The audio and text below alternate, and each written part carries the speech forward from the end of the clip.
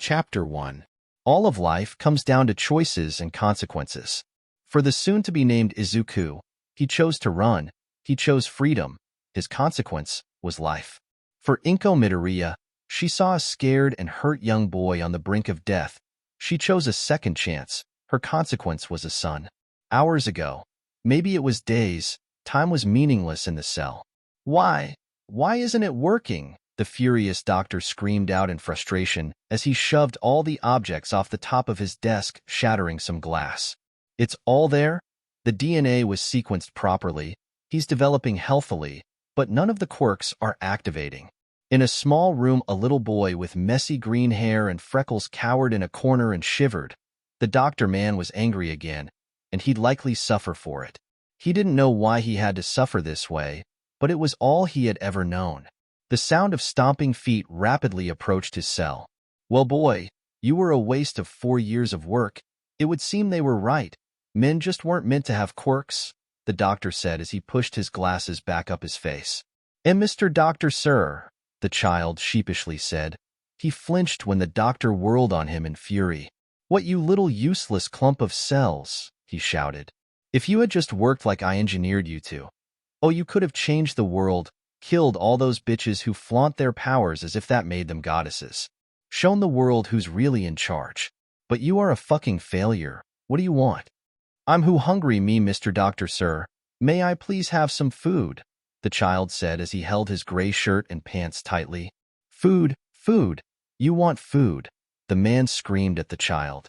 You'll be lucky if I don't cut you into pieces and feed you to the Nomus, and you have the gall to ask me for food. At least those ugly girls can use their quirks. You, on the other hand, are worthless to me. The doctor ranted as he paced back and forth in the room. He stopped in the center of the room. You know what, that's what I will do. Just chop you up and feed you to the Nomus. Save me a few yen and a trip to the pound. He hissed at the little boy before he stormed out of the room, in his anger forgetting to shut the door. The child wept silently. Being loud only got him punished with harsh noises or the high-pressure hoses. Through tear-soaked eyes, he noticed the door to his cell was open. Sniffling to himself, the boy crawled out of his corner and slowly approached the opening. I don't want to be chopped up. Looking left and right out into the hallway, he didn't see signs of anyone, and the doctor had gone left. So, the little boy went right. He passed by lines of windows that showed into rooms filled with monstrous-looking women, with proportions that were unnatural, exposed flesh and brains, bones in the wrong places, each displaying different quirks and abilities, which they used to attack the glass to try and get the scared little boy as he picked up his pace. He was unsure of which directions he took, but when cool water and high winds whipped his face, he knew he was free. He didn't know where he was, as this was the first time he was outside in his whole short life, but he ran and ran until his feet bled. The little boy took shelter under the stairs to an apartment complex and was fading fast, his eyes flickering shut from fatigue and hunger. Oh, my goodness, it's a little boy, came a concerned voice nearby. With all his remaining strength, he turned his head just before slipping into unconsciousness. A young woman with green hair and the kindest eyes was hurrying towards him. He had not the strength to resist or even care if this was the end for him. He just was happy that he was free for once in his life, so a smile crossed his face, for the first time in his life. Inko fretted. She did it. She actually took the boy home. Instead of calling the police or an ambulance or even a hero, she just took this boy to her empty home. Empty because she no longer had anyone. Inko carried the small child further into the home, passing picture frames that held a smiling family of 2, that was now only 1. Inko's memories of the past flooding forth as the act of carrying a child reminded her of better times, before the swift divorce, before the miscarriage, before she was deemed a bad woman. In this world of women, Inko thought to herself, there were times when women would rejoice at the notion of holding so much power, but it never works out that way. Power rises to the top. Most women found themselves with their proverbial pants down when the other shoe dropped and found that their lives didn't change all that much.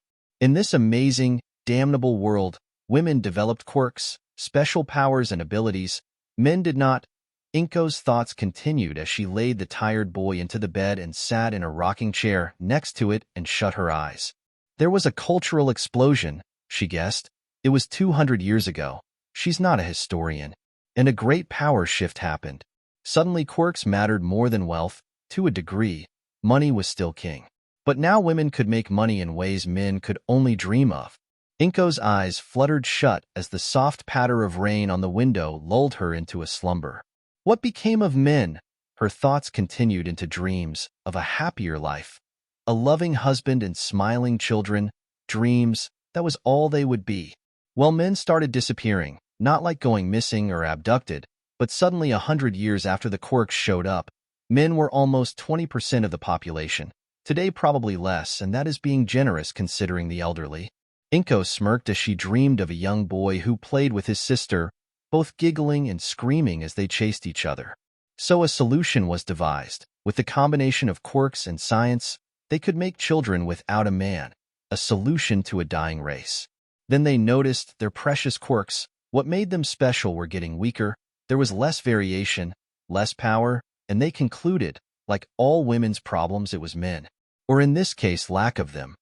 The dream boy and girl got older and had a birthday party. They blew out candles and sang songs, and her husband, who in the dream never left her, told her that he wanted another one. Well, it turns out that men have great genetic variation, and removing that from the gene pool caused DNA to recycle. Diseases were taken care of easily, but the quirks couldn't be made stronger that way. So suddenly men had a worth. They could be sold, in a sense, to another family. In olden days, this was called a bride price. The dream boy and girl were crying, saying they didn't want to go to school. They wanted to stay home with mommy instead. Inko slowly trudged her way out the door while her children clung to her calves. So now boys had value, even if it was monetary. But for a poor family to have a son, well, that meant in the future they could try and fetch a price that would set them on a healthy retirement. Some even studded out their sons and husbands to friends and family to help them continue their lineage. With a boy, you could have children without paying the expensive price for an artificial birth. Inko smiled as her two dream children looked so beautiful in their prom outfits, each with dates on their arms, ready to take their first steps into being adults.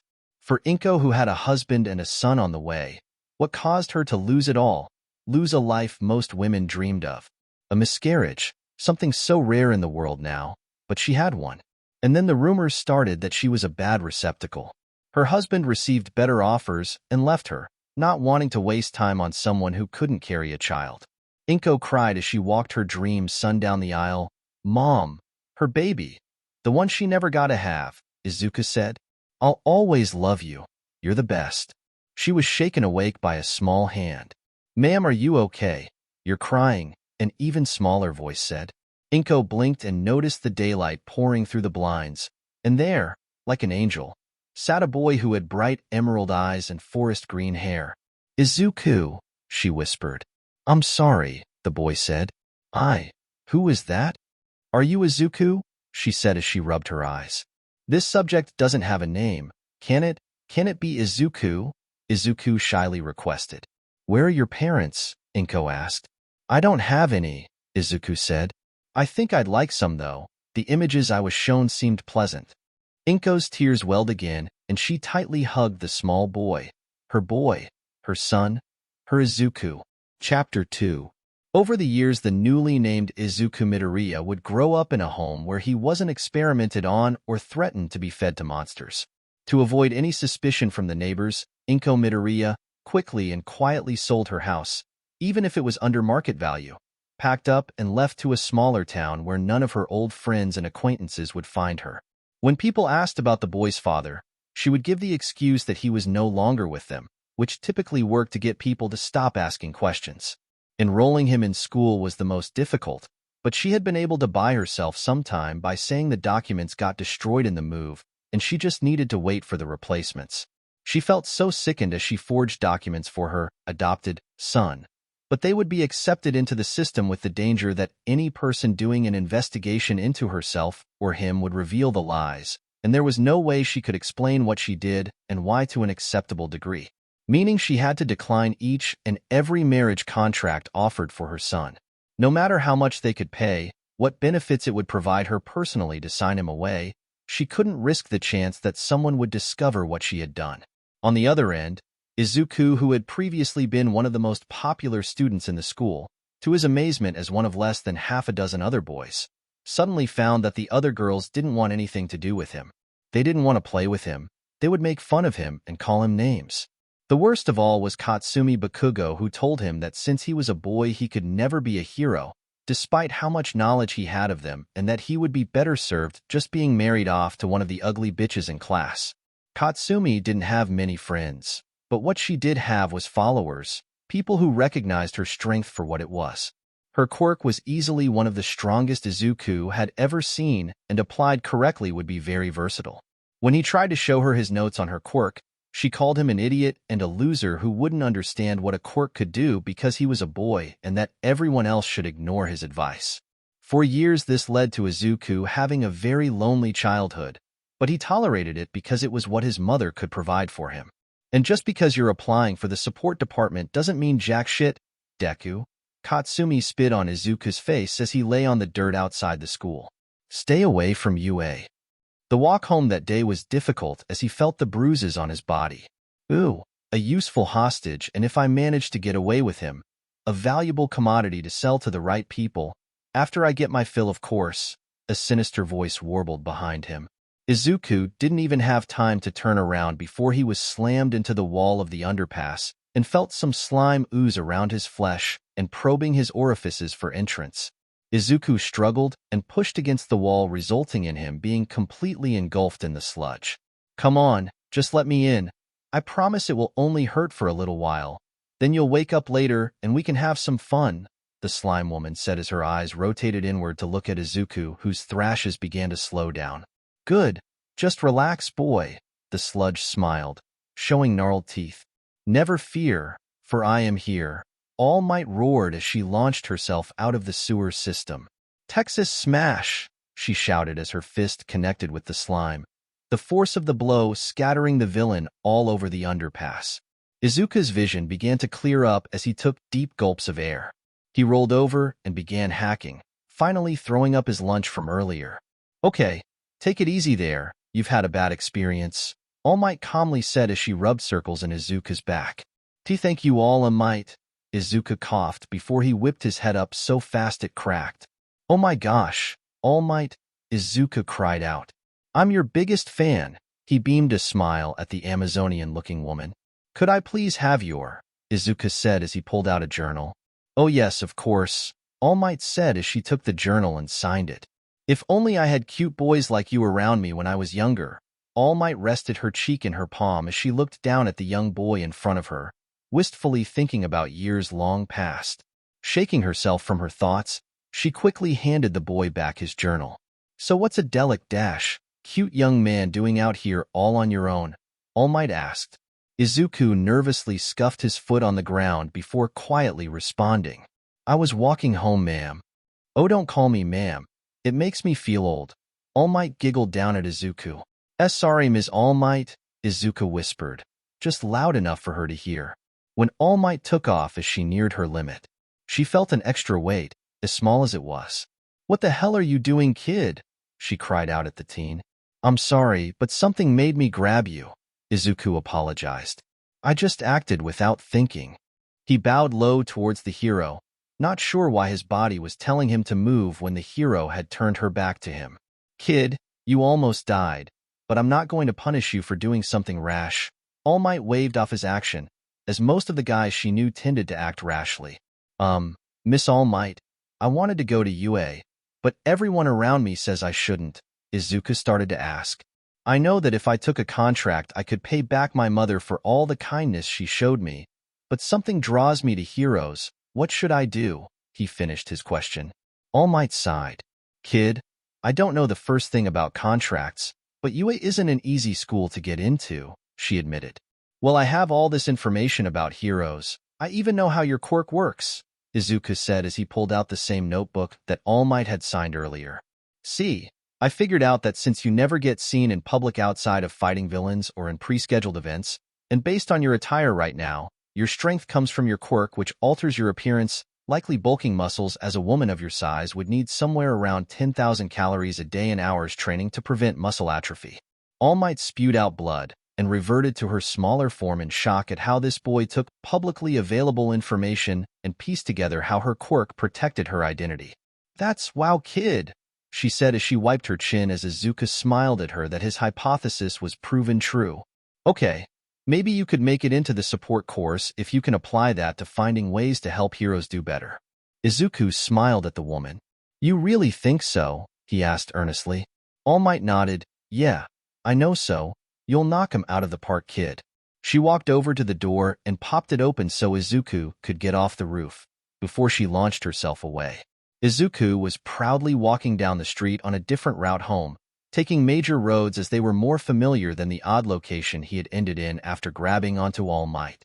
When he heard an explosion, a familiar explosion, he saw a plume of smoke rising in the distance. "Oh no!" he whispered as he hurried over towards who he suspected was causing the problem. "Someone do something," a woman shouted from the crowd. "Our quirks can't hurt it, not without hitting the girl," Death Arms shouted. "Best we can do is keep her contained and hope backup gets here soon," the large woman keeping the crowd away from the fires and out of range of Bakugo's quirk. Izuku looked in horror as he saw his bully struggling to free herself. "This is my fault," he muttered as he realized that the villain must have gotten free when he messed with All Might's jump. He looked anxiously at the heroes who were just standing around. "No, this isn't right," he whimpered. "They can get her out, they just need an opening," he thought as he formulated a plan based on the quirks he knew. "Holy shit," a woman screamed. "Somebody stop him," she pointed as she watched a small boy with green hair run into the inferno. "Stay low, the heat is more intense, but less smoke allows me to keep a clearer head," Izuku mentally thought. With Bakugo struggling to free herself, the villain won't be able to move as quickly, he muttered as he spun around a highly telegraphed swing. "Oh, the boy from earlier. No All Might to help you, no. WWWWW. She howled in pain as Izuku hurled his backpack into her eye. "Strike the only solid part of the body." His voice raspy as the heat singed his skin and dried his throat. "Scooping motions will work to move the slime better than pulling," huffing as he felt himself getting lightheaded from the effort. Bakugo sucked in a breath as the slime loosened enough around her so she could get some air. "Fucking Deka, get out of here," she roared at him. "But, Bakugo," Izuku protested, pausing as he wasn't expecting the person he was saving to reject his help. This moment was all it took for the slime villain to reassert control over Bakugo. "Die, you little shit," she screamed in anger as her gelatinous form wobbled. "Detroit," All Might shouted. "Smash!" Her voice drowned out by the sound of rushing winds. For a few moments, everyone stood still before the first drops of rain started falling down. She changed the weather. Kamui Woods gaped as the crowd turned into a sea of cheering fans. Despite the destruction she caused, Bakugo was getting praise for her power, as she had been taken hostage. Izuku got berated by the heroes for what he did, how reckless it was, how he needs to think things through before acting rashly. Izuku didn't feel too great as he hung his head low, walking home. "Hey kiddo," All Might said as she slid up beside him. Startled by her presence, Izuku jumped. "Heh, sorry about that," All Might apologized as she rubbed the back of her head. "Look, I just want to apologize for them." She pointed back to where the confrontation was earlier. "They weren't doing anything, and then get mad when you try to do their job. Yeah, they were right. I have no business getting involved. I almost screwed up everything," Izuku sighed. "Is that what you think?" All Might said in shock. "Kid, you almost single-handedly saved the day." "But I didn't. I almost got myself killed," Izuku replied as he pulled his backpack tighter to his body as he sped up to get away from the hero. "My plan fell apart." "I want you to be a hero," All Might said to his back. Izuku stopped walking and looked back at her. "What?" "I want you to be a hero," All Might reiterated. "You're smart, you act, and best of all, you can think while you act." "But men can't be heroes. We don't have quirks," Izuku bluntly said as if she had forgotten that fact of reality. "You can have mine," All Might smiled. "I have a story to tell you," she said as she led Izuku to a secluded area and explained her quirk to him. Chapter 3. Weeks turned into months as Izuku sweat and bleed for All Might. "Finally, finished," He huffed as he finished making the last pile of junk. He wiped his brow as he felt the perspiration roll down his heated body. He started to get lightheaded and likely would have injured himself when he fell from the stack, but All Might had been there to catch his fall. "Impressive, young Midoriya," Tashimi said as she looked upon her student's work. "Very impressive," she whistled as she took in Izuku's shirtless form, his body fat non-existent and his developing muscles. She licked her lips as she felt his tense muscles in her hands. "Hey All Might, when did you get here?" Izuku weakly asked, as she carried him over to a bench to sit him down. "Shukido," Tashimi cooed as she stroked his hair. "Get some rest, you earned it." Izuku nodded slowly as he closed his eyes, his breathing evening out as he drifted off. Tashimi began humming an old song her mother used to sing to her when she was a young girl. A few hours later, Izuku's eyes blinked open as he sat up. "What time is it?" he asked as he saw that his head was laying in All Might's lap. Something that did embarrass him, but this was not the first time it had happened. So he wasn't going to panic over this, externally that is. "You have just enough time to absorb my power before the entrance exam." Tashimi smiled down at him as she kept stroking his head. "Now it's going to sound a little strange, but I need you to trust me," she said. Izuku reached up and grabbed her hand. "It's okay, All Might," his eyes wide with care. "I trust you." "Oh my god, I could just eat him up." Tashimi internally squealed at how cute Izuku was. She reached up and plucked a hair from her head. "I need you to eat this, it's how the quirk passes on." Izuku tentatively took the strand from her, before he opened his mouth and stuck out his tongue, placing the hair on it and swallowing. Exhaling deeply, Did I get it?" he asked, his face flushed. Tashimi gently rubbed his cheek. "Yeah," she stammered as she stared down at the young man. "I swear if I didn't know the kid, I'd say he was doing this on purpose." Izuku sat quietly listening to the waves crash on the shore. "So when is the exam?" he asked. "In a few hours. That'll give you time to digest and absorb the quirk." Tashimi sighed as she and Izuku sat on the bench. "I'll need a shower. I'm pretty ripe," Izuku mentioned as he watched the sunrise with his mentor. Tashimi leaned over and gave Izuku a sniff, inhaling his musky aroma. "You smell fine," she shuddered as she took in the scent of a man who had been doing hard work. "Just get some rest, you'll need it." Izuku nodded as he closed his eyes. "Okay, Tashimi," he mumbled as he fell back asleep again. For the next few hours, she kept watch over Izuku as the two remained on the beach. When she woke him up, they had enough time for them to get to UA, him to take the exam, and for her to sit with the teachers.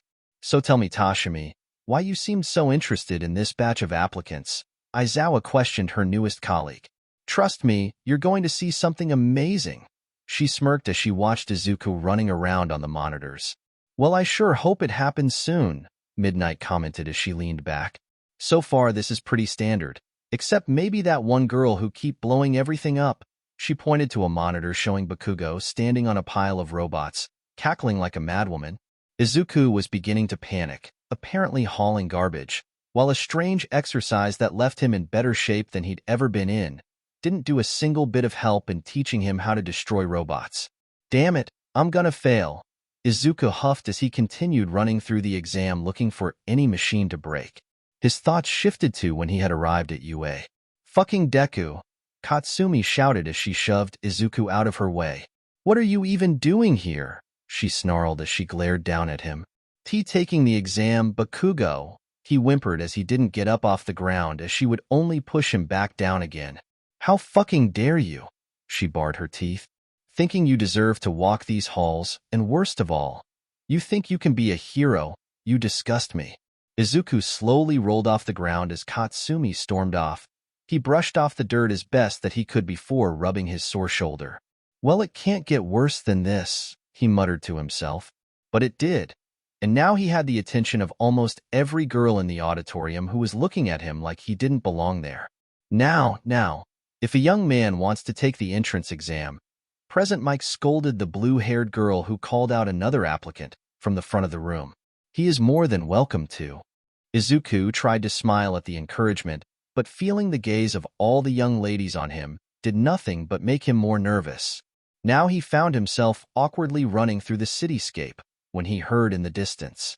5 minutes left, little ladies and gentlemen, Present Mike announced. Izuku looked around for anything he could use. When he saw a crowd of women running towards him, they rushed past and he was able to see what made them flee. A massive fucking robot.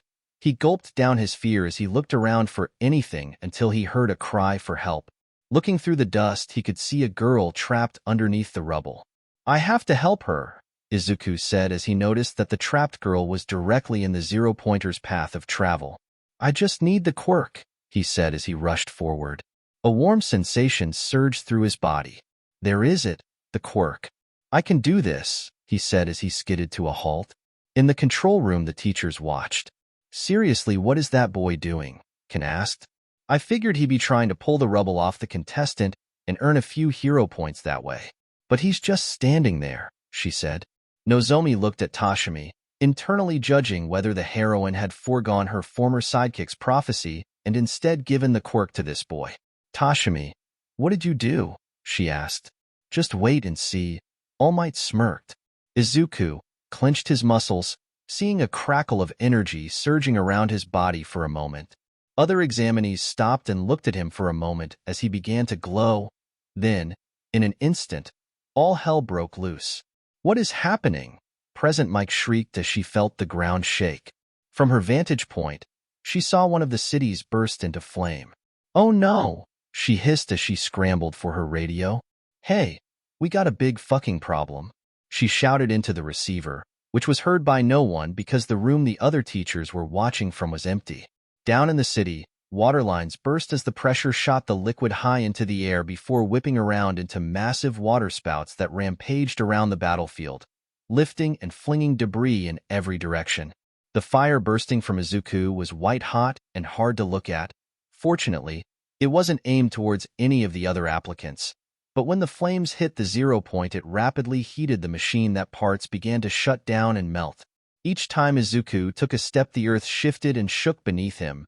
But the most alarming was that the small teen was now a massive, aquatic mammal, with some significant changes. His skin, instead of being slick, was dry, and in places wood sprouted from his skin and a thick crust had formed on his body, looking more like armor than it did flesh. For those there, they would say the worst part was the screaming. It sounded unearthly as Izuku was howling in pain of having his body transform so suddenly. All in all, the chaos only lasted about 30 seconds before All Might slammed into the boy and wrestled him to the ground. But that wasn't the end. In the rampage, fibers from Izuku's shredded clothes began to strangle All Might in a means of defending himself. However, each time they began to wrap around a limb, they were destroyed by a carefully placed shot from Snipe. The water, after a moment, crashed into the ground when Eraserhead was able to get Izuku in her gaze. Unfortunately, All Might was caught in the crossfire and was reduced in size and strength, which would have been a significant problem had Midnight not released a torrent of sleeping gas onto the field, causing all parties to drop. When Izuku's bulk slammed into the ground asleep, he reverted to his natural form, a far more manageable size than the horrific beast he became. Wake up, Tashimi, Nozomi growled, barking out orders. You two, take Izuku to the private wing in Chiyo's office. We're on damage control, people. When Tashimi shook herself awake from the smelling salts Namuri waved under her nose, she found herself staring into the very angry face of the principal. What the hell did you do? Nozomi all but screamed at the pro. I gave him my quirk, but I didn't think this would happen. This has never happened, she defended herself.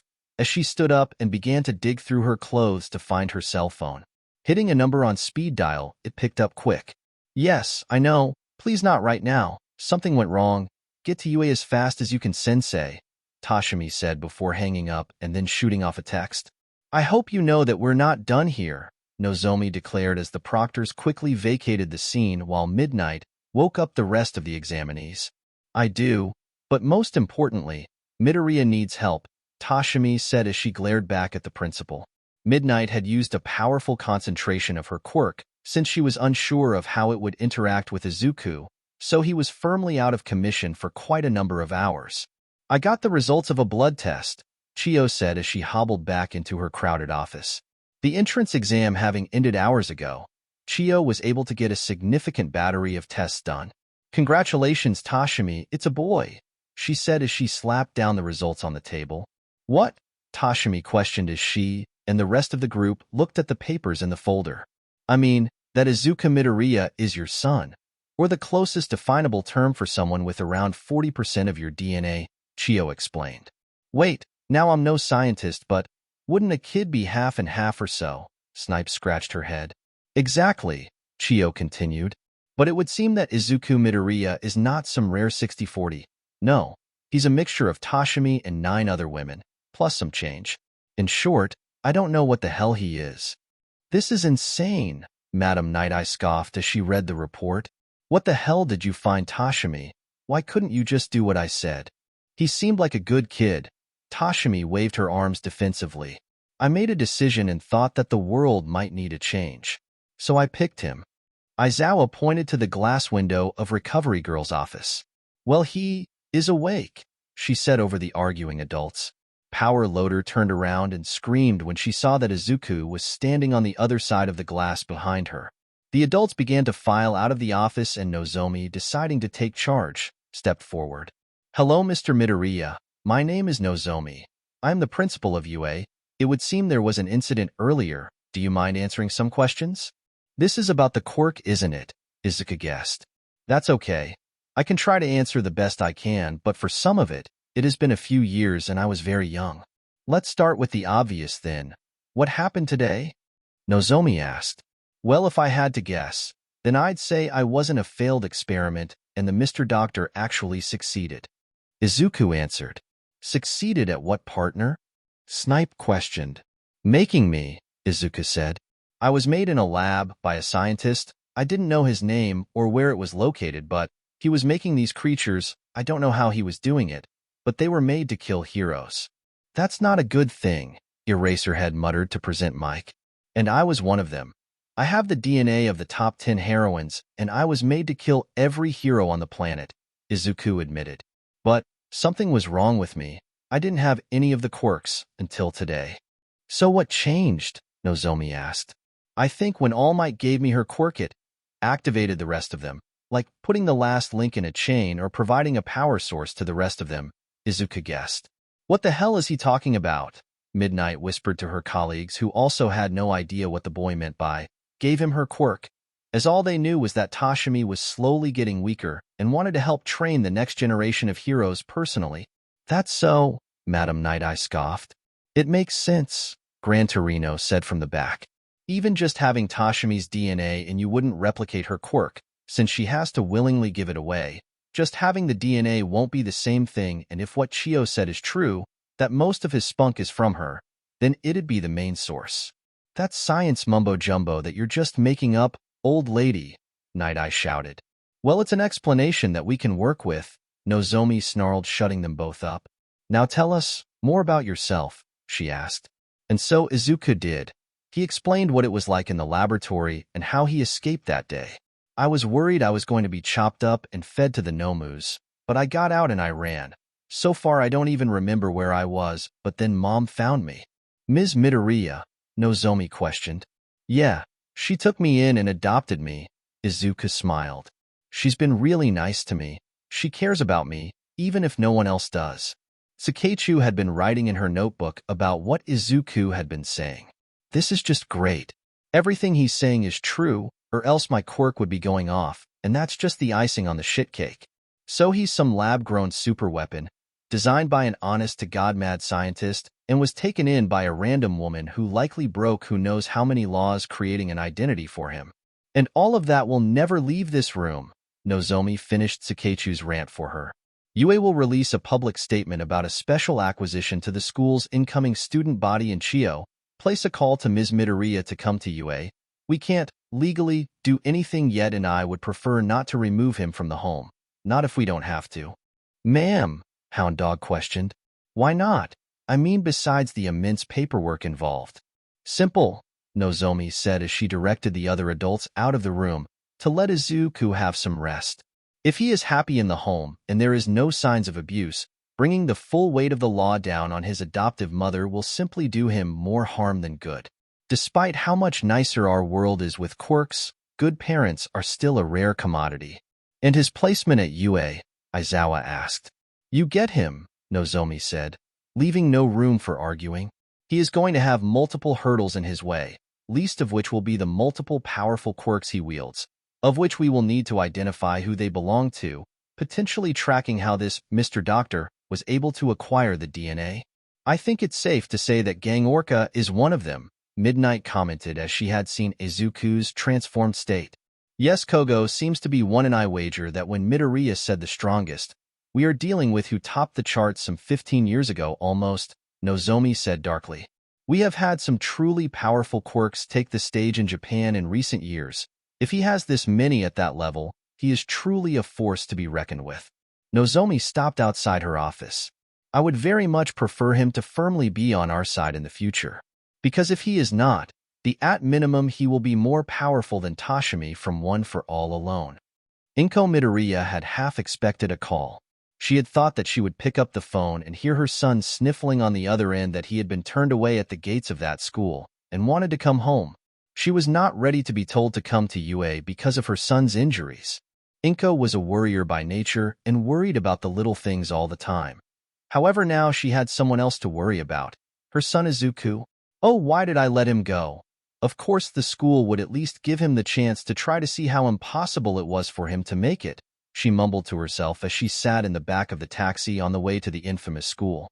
They'd have boys always at the gate trying to get in if they didn't let them fail. But why didn't they stop in sooner?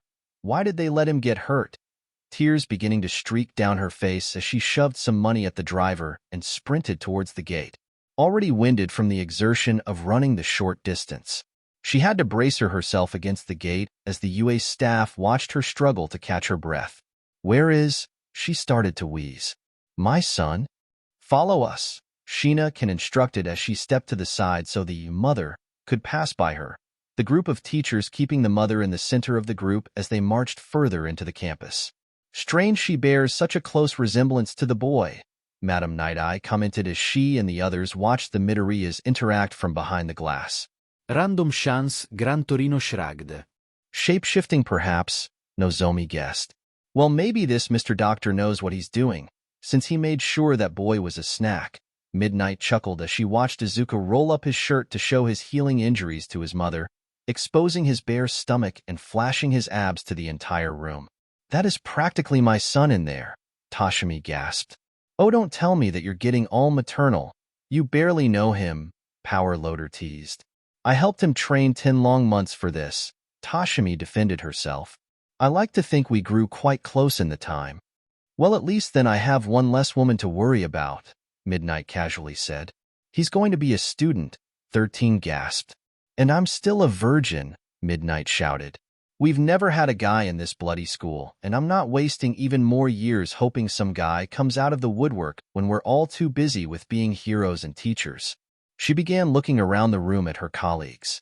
I'm not going to force him to do anything, but I will not deny myself if he reciprocates. That's highly inappropriate, Chio scolded the younger woman. Well, she's got a point.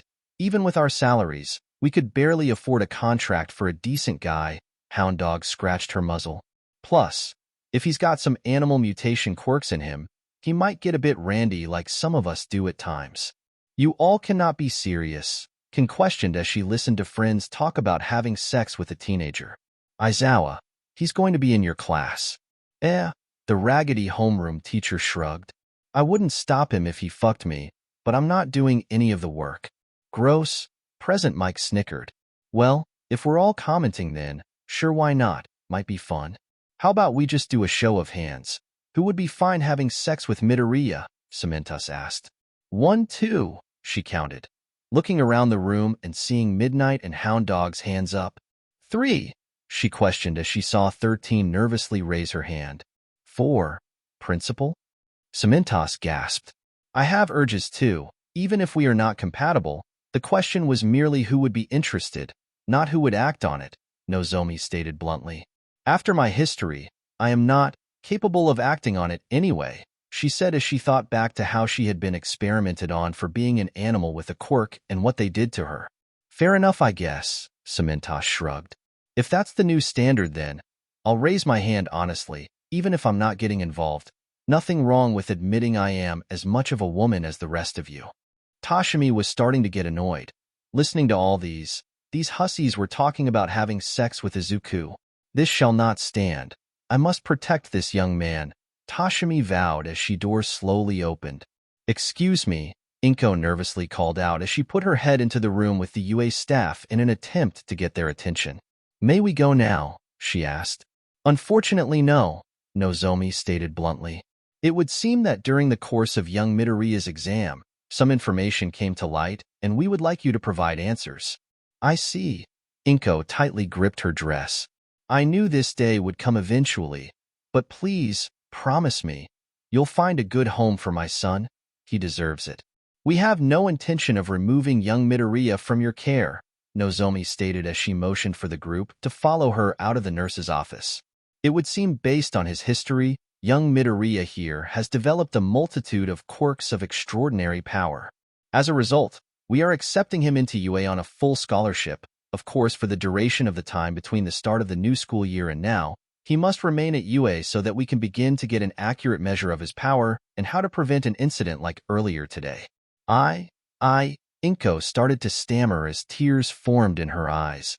Of course you will be free to visit him whenever and for however long you desire. Nozomi continued to state what would happen.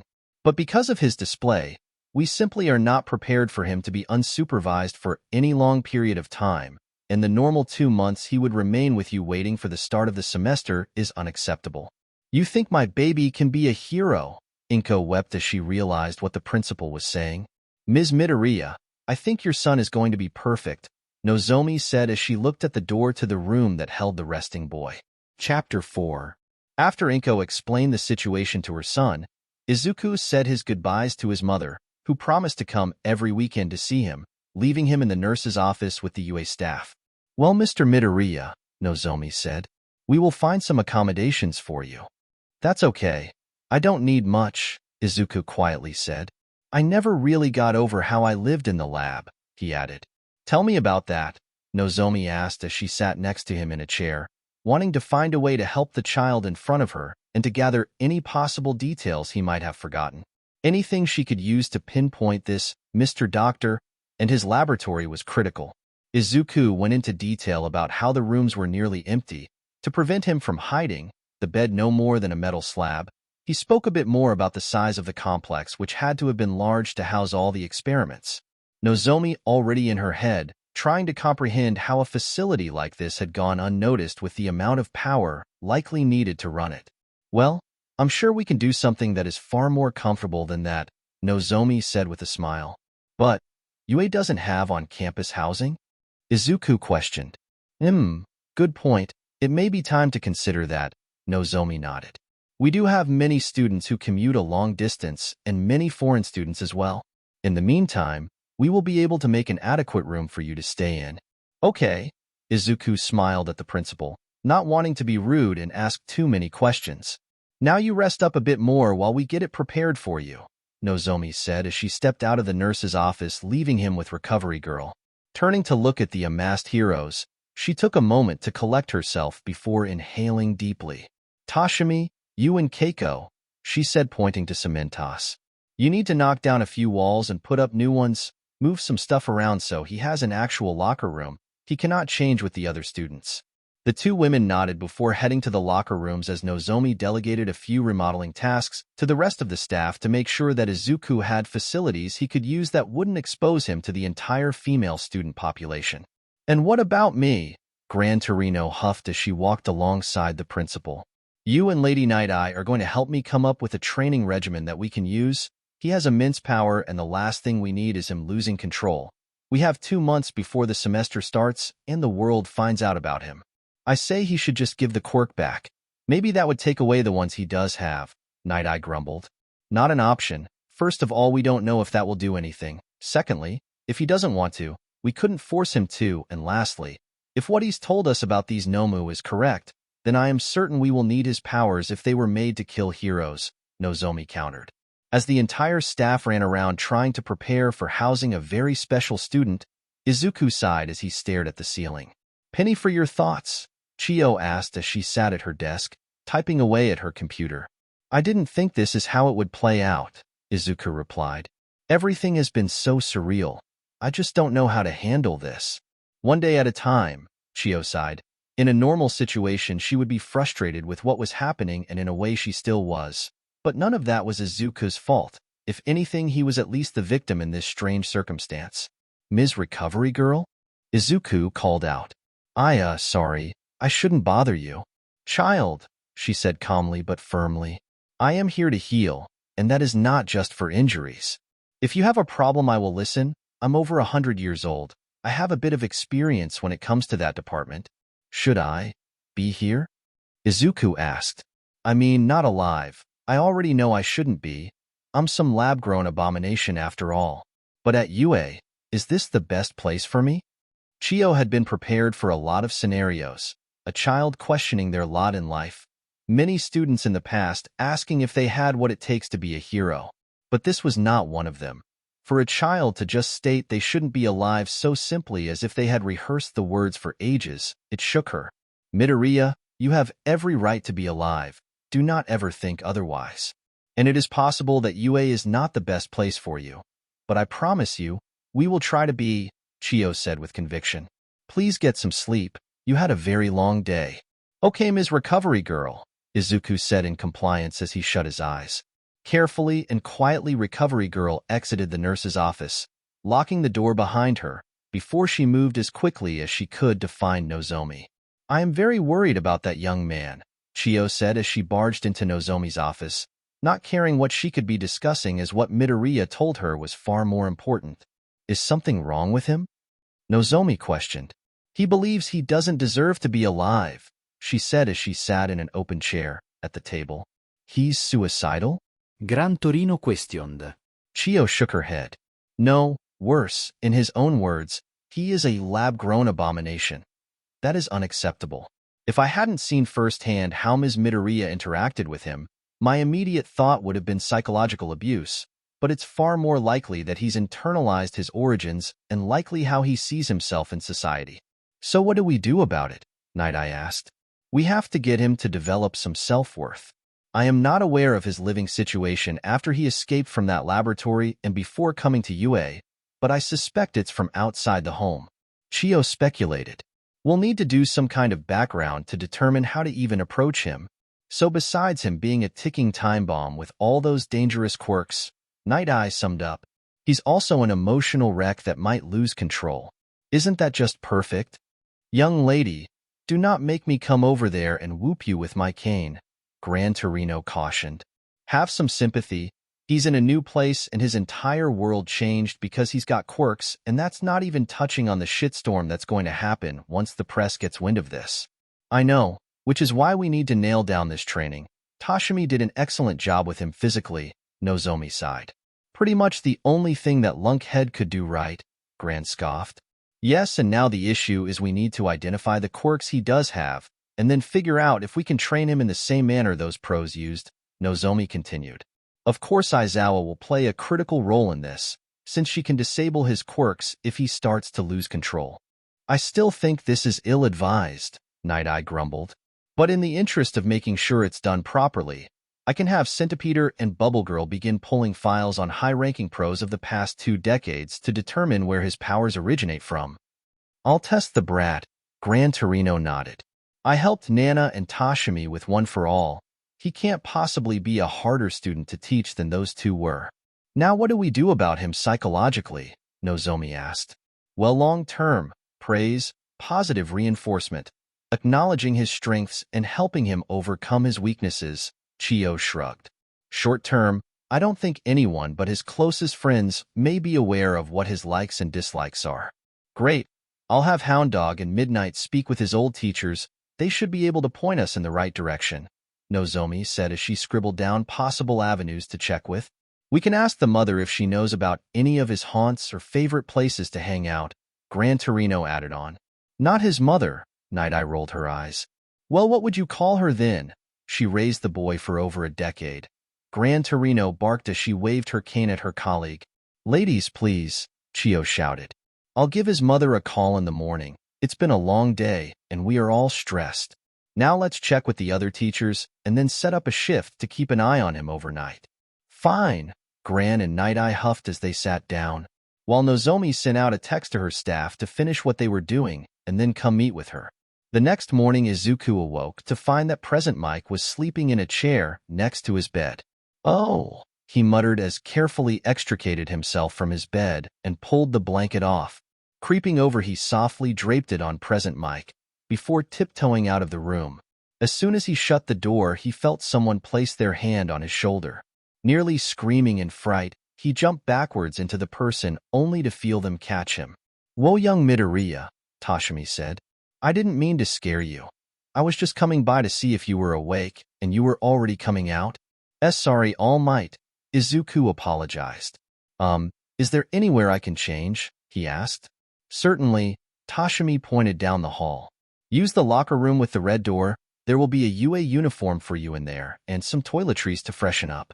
"Thanks, All Might," Izuku beamed at the woman before walking down the hall.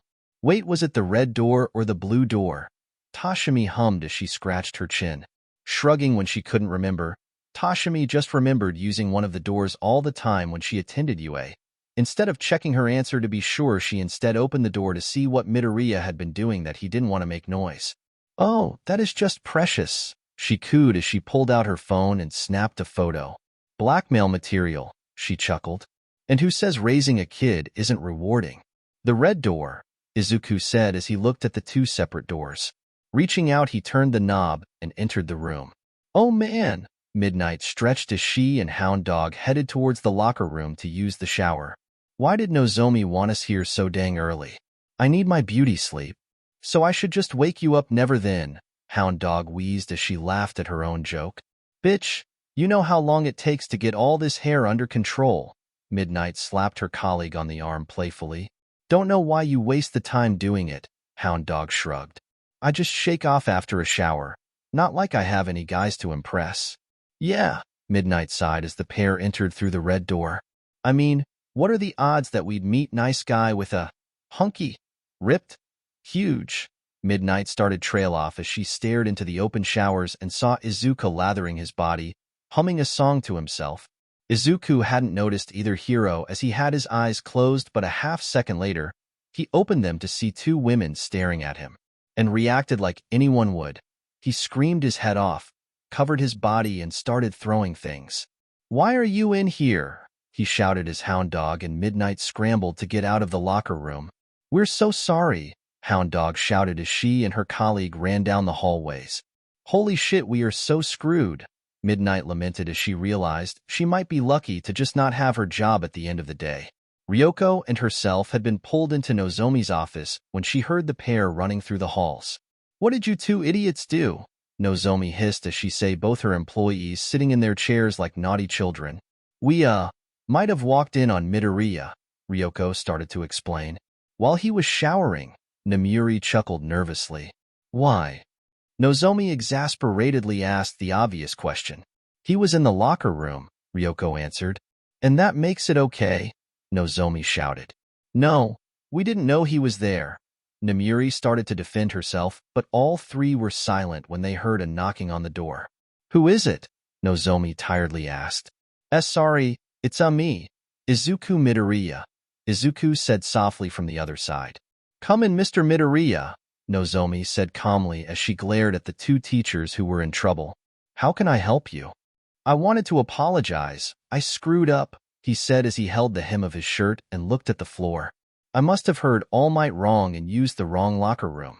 I won't do it again, I promise." "I am going to strangle that woman," Nozomi swore under her breath as she realized that it was far more likely Tashimi gave him the wrong directions, and now he was blaming himself. "Mr. Midoriya, She paused as she needed to find a way to convince this young man that he did nothing wrong. "What happened was an accident. You are unfamiliar with the layout of the building and it is very early. No harm was done to staff or property. Please, why don't you go to the cafeteria? Lunch rush should be getting ready to make some breakfast." She smiled at the young man who solemnly nodded as he retreated from the room. As soon as that door shut, the principal whirled to face her employees. "You bitches are in so much trouble," Nozomi hissed. Forgoing her normal decorum as the pair in front of her could have brought the entire school down if Midoriya had reported the incident to agencies outside the school. But I can't punish you yet. You have an important job to do. She segued into her assignment for the two of them.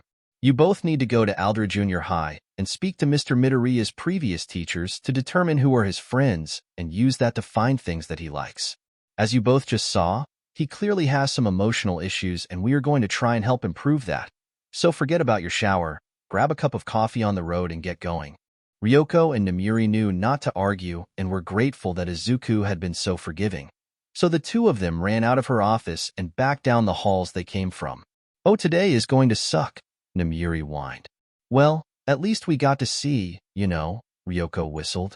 Seriously, we could have lost our jobs over that, Namiri said aghast. Still, we both saw it, right? The two slowed down once they were outside the UA campus. No, I wasn't looking. Okay, fine, Midnight admitted once she how much her friend was not believing her bullshit.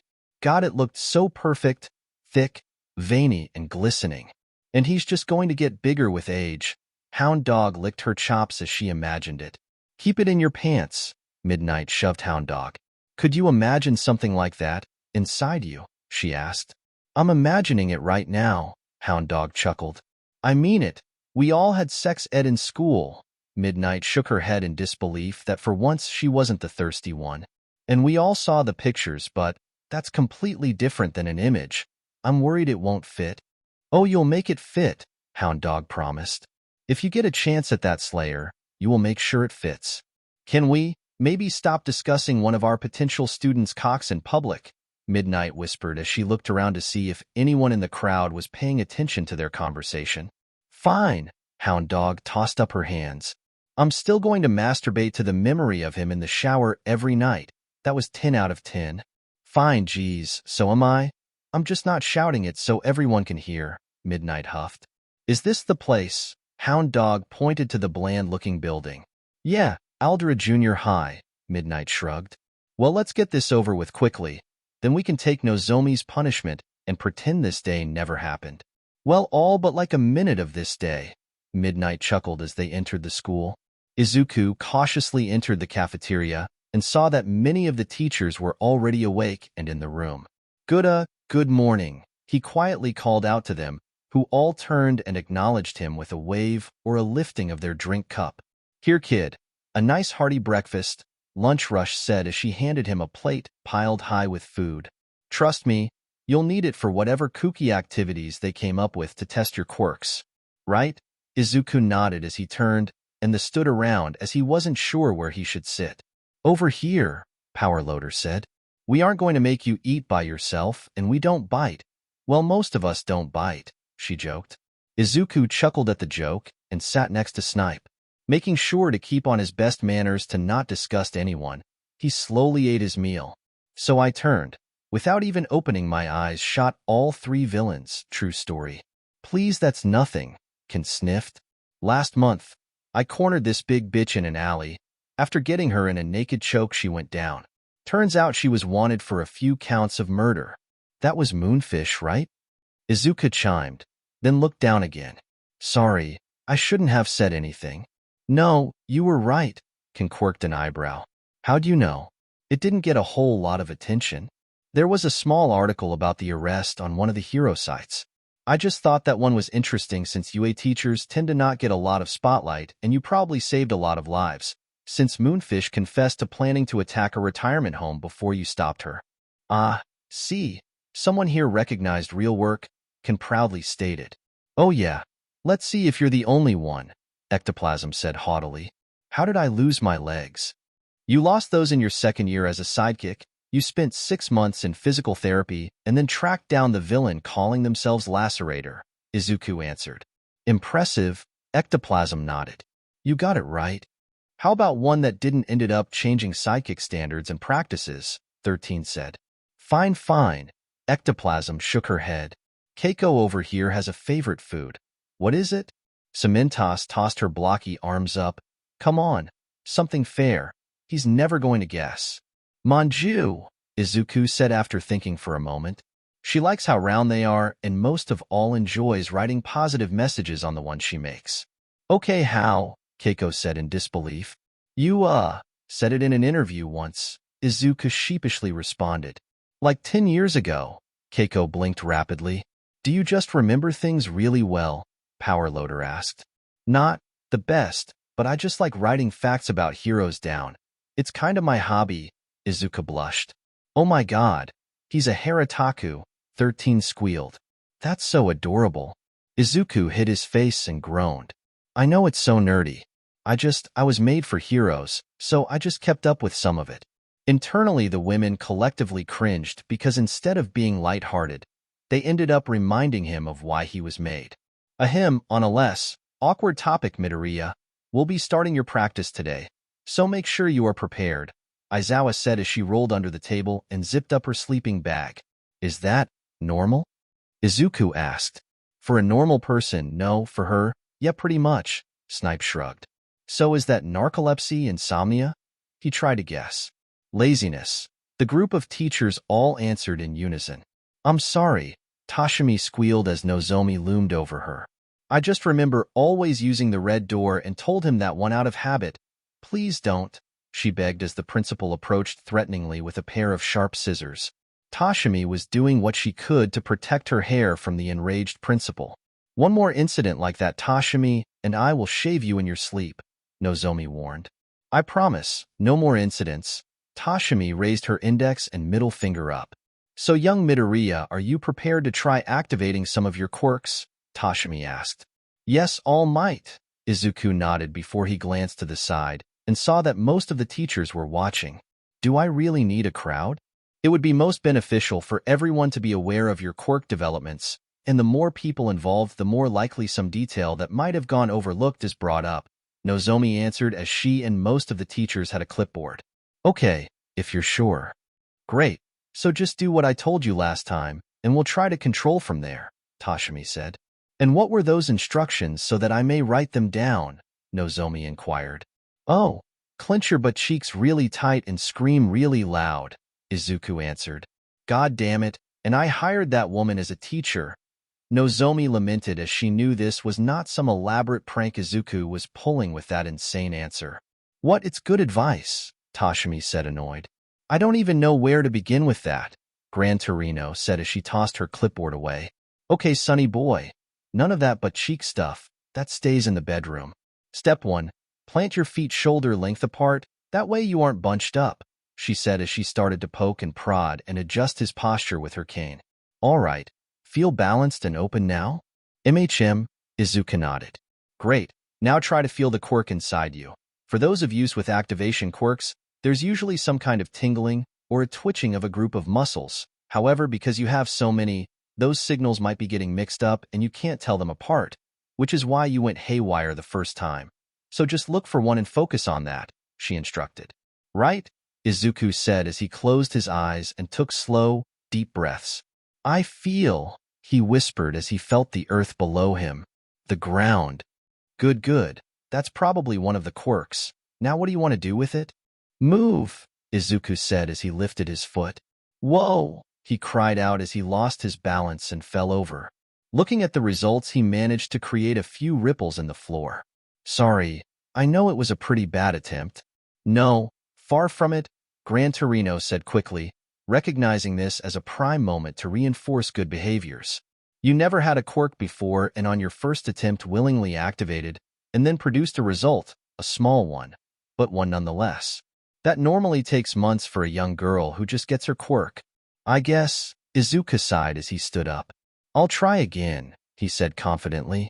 For the next 4 hours, the teachers documented the progress Izuku was making with this first quirk, which were remarkable. With little feedback, he was testing and trying different aspects of the quirk and had already gained enough control to move some earth. We should really stop him, Keiko said as she noticed the amount of sweat dripping off Izuku's body to the point that it was pooling. That endurance is impressive at least, Snipe commented.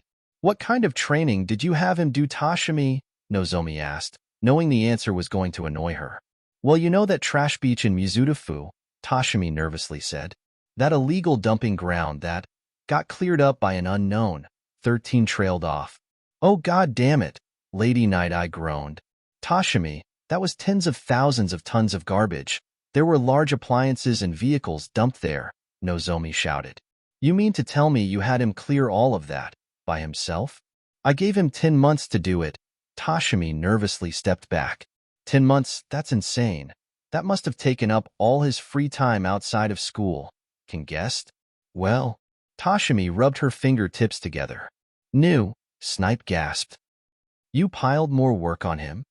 Yeah, it was the aim to pass.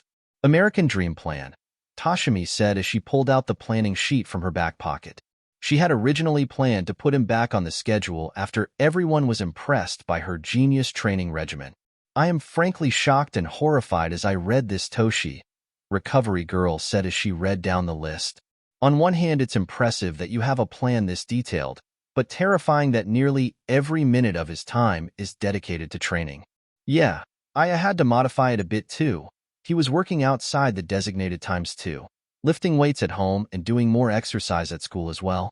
The dedication to get in, it's unfathomable, 13 said in amazement as the group looked up to see Izuku wipe some spittle from his lips and try using the quirk again. This just got even more complicated, Nozomi sighed. He's completely self-destructive in his pursuit of success. All to pass our exam. I doubt half our students could do this for a month, let alone almost a whole year, Aizawa said. I might actually incorporate some of this as punishments for people who slack off in my class. And now he's got to get multiple quirks under control. Lady Night-Eye sighed as she realized that Izuku was not some kid who lucked into getting power. He worked and suffered for it. Good job, take a break, Gran Torino said as she watched Izuku lay prone on the ground, breathing heavily. Izuku's fingers gripped the dirt, and he shakily stood back up. I can. Keep going on. I'm not a quitter, Izuku said as he pulled on the quirk again, causing the ground to rumble. He's losing control, Aizawa commented as she and her colleagues stumbled. I can't slack off. I have to try harder just to catch up to everyone. And I have to do it for every quirk, every day, Izuku sniffled as he felt his face flush. I don't want to waste anyone's time. If I fall, I have to get up. If I don't, I've failed everyone. Someone catch him, Recovery Girl shouted as she realized that Izuku was not going to keep bearing his own weight for much longer. I want to be a hero, he shouted as the quirk exploded massive spikes of hardened earth from the ground. Before his vision blurred, and he collapsed. Swiftly, Aizawa had shot her scarves out and stopped Izuku from slamming into the dirt after he passed out. And we have to now deal with his imagined expectations everyone has of him, and that if he fails, Nozomi started to stab her paper with the pin she was holding. Damn it, fucking ga, she screamed as she threw the clipboard. Why can't he have one thing about him that doesn't both inspire me and make me pity him? Oh look, Ryoko and Namiri are back. Hopefully they have good news, Present Mike said as she noticed the two approaching.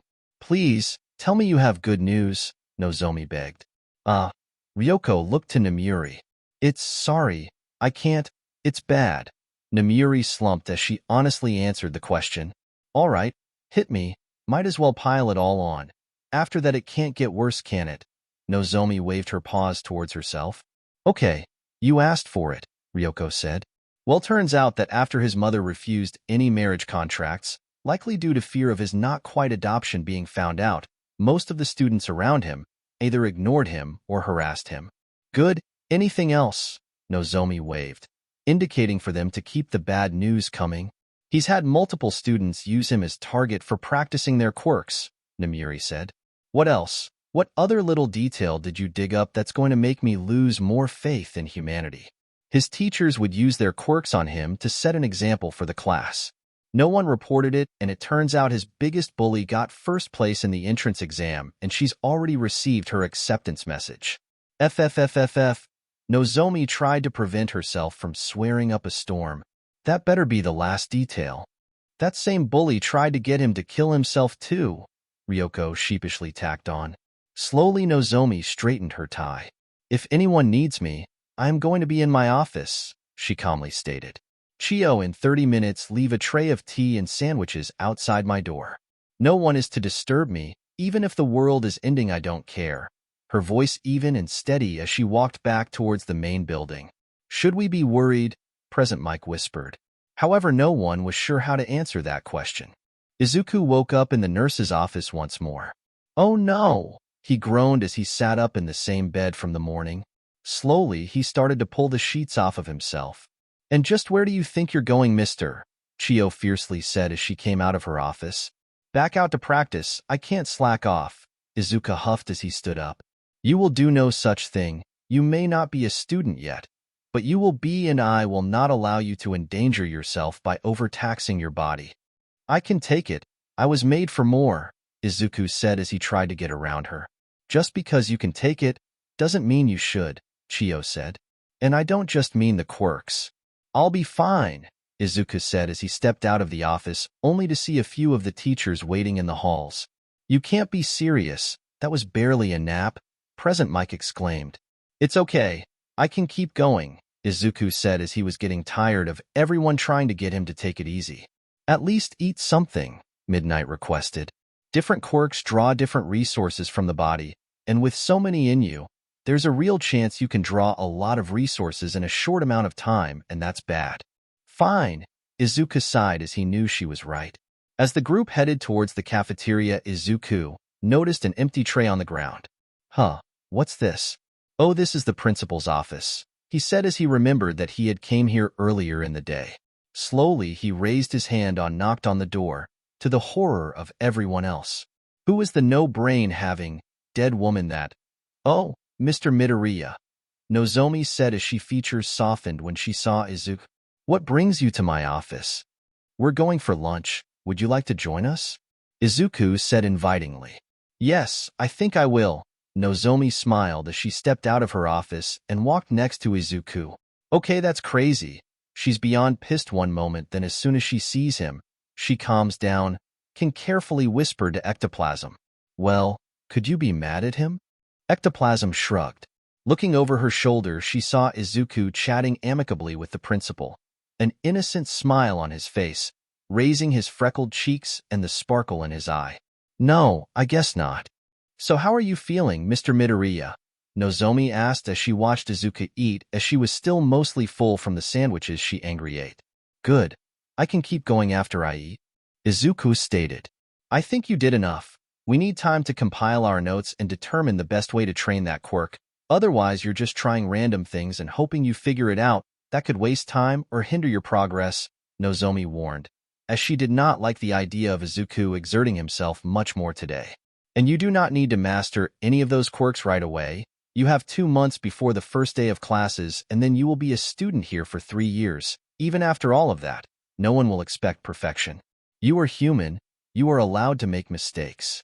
I guess that makes sense, Izuku admitted as he understood what the principal was saying. So after this, let's try and find something for you to do to relax, Nozomi suggested. While we are very fascinated by your abilities, my staff and myself do need to make sure the school is prepared for the new school year to begin. All right, I'll find something that's out of the way and quiet, Izuku nodded. You know, there's no rule that says you can't get to know us as more than your teachers, Hound Dog offered.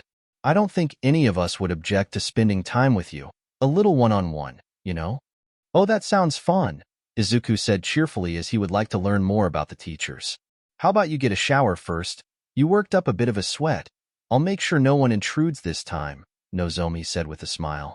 Okay, sure. I'll use the blue door this time, Izuku awkwardly said as he brought his plate over to the counter. As soon as he exited the cafeteria, the other teachers started to pelt Hound Dog with spoons and food. What did I do? She whimpered. You cannot be serious. What are you, in heat or something? Power Loader asked. No, it's just, my sense of smell is so much stronger, and when he gets all sweaty and worked up, it's intoxicating, she whined. I can't help it.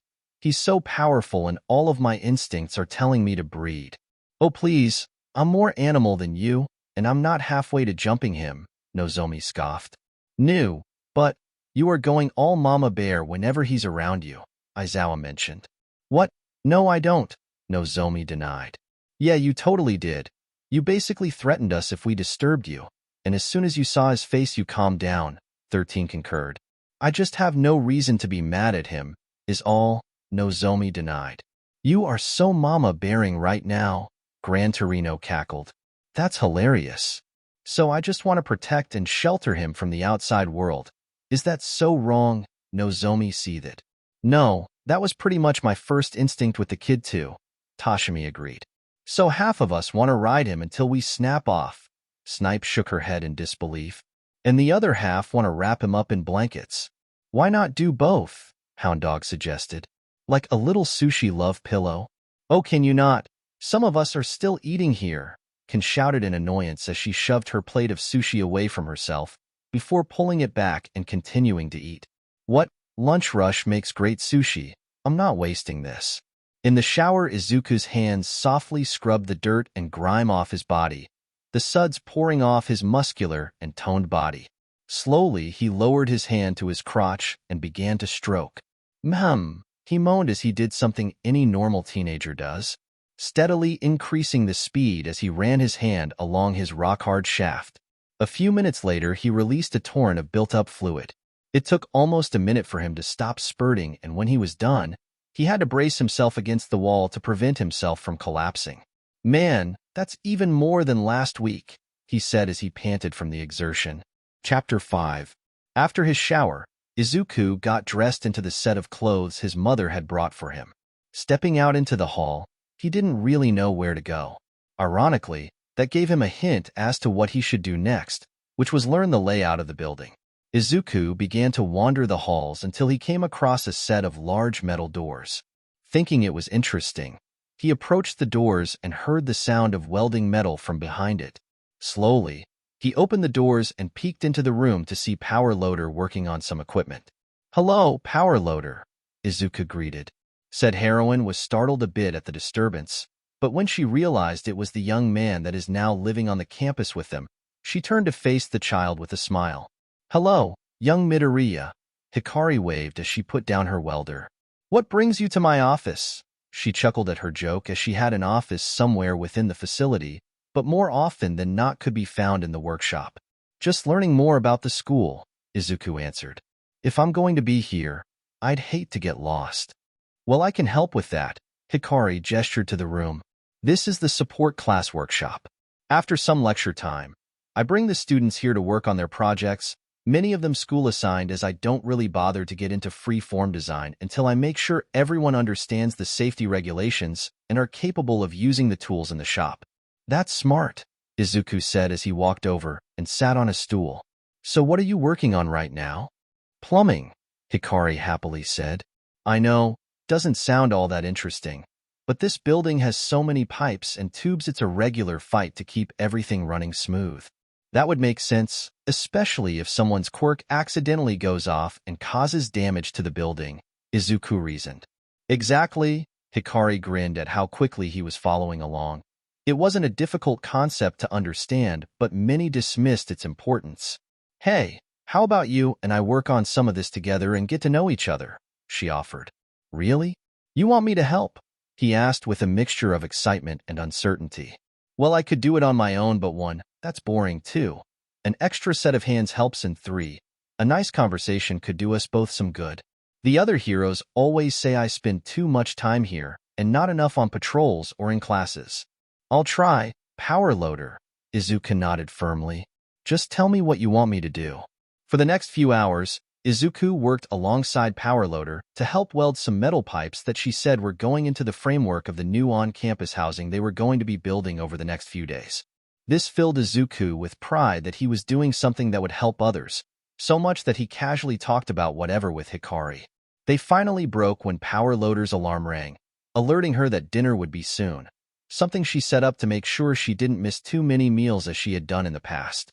After dinner, and Izuku being all but dragged back to the nurse's office by Recovery Girl to ensure he was fully rested, the other teachers discussed their day.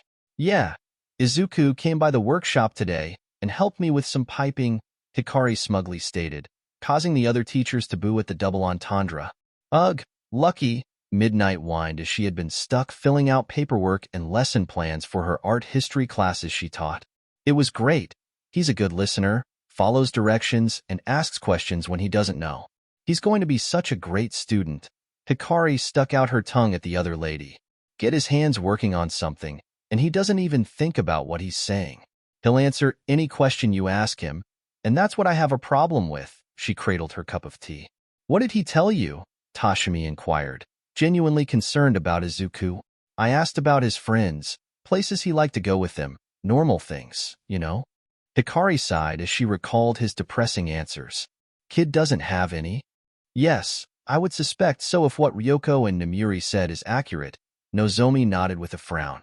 More than that, I worry how he will interact in classes.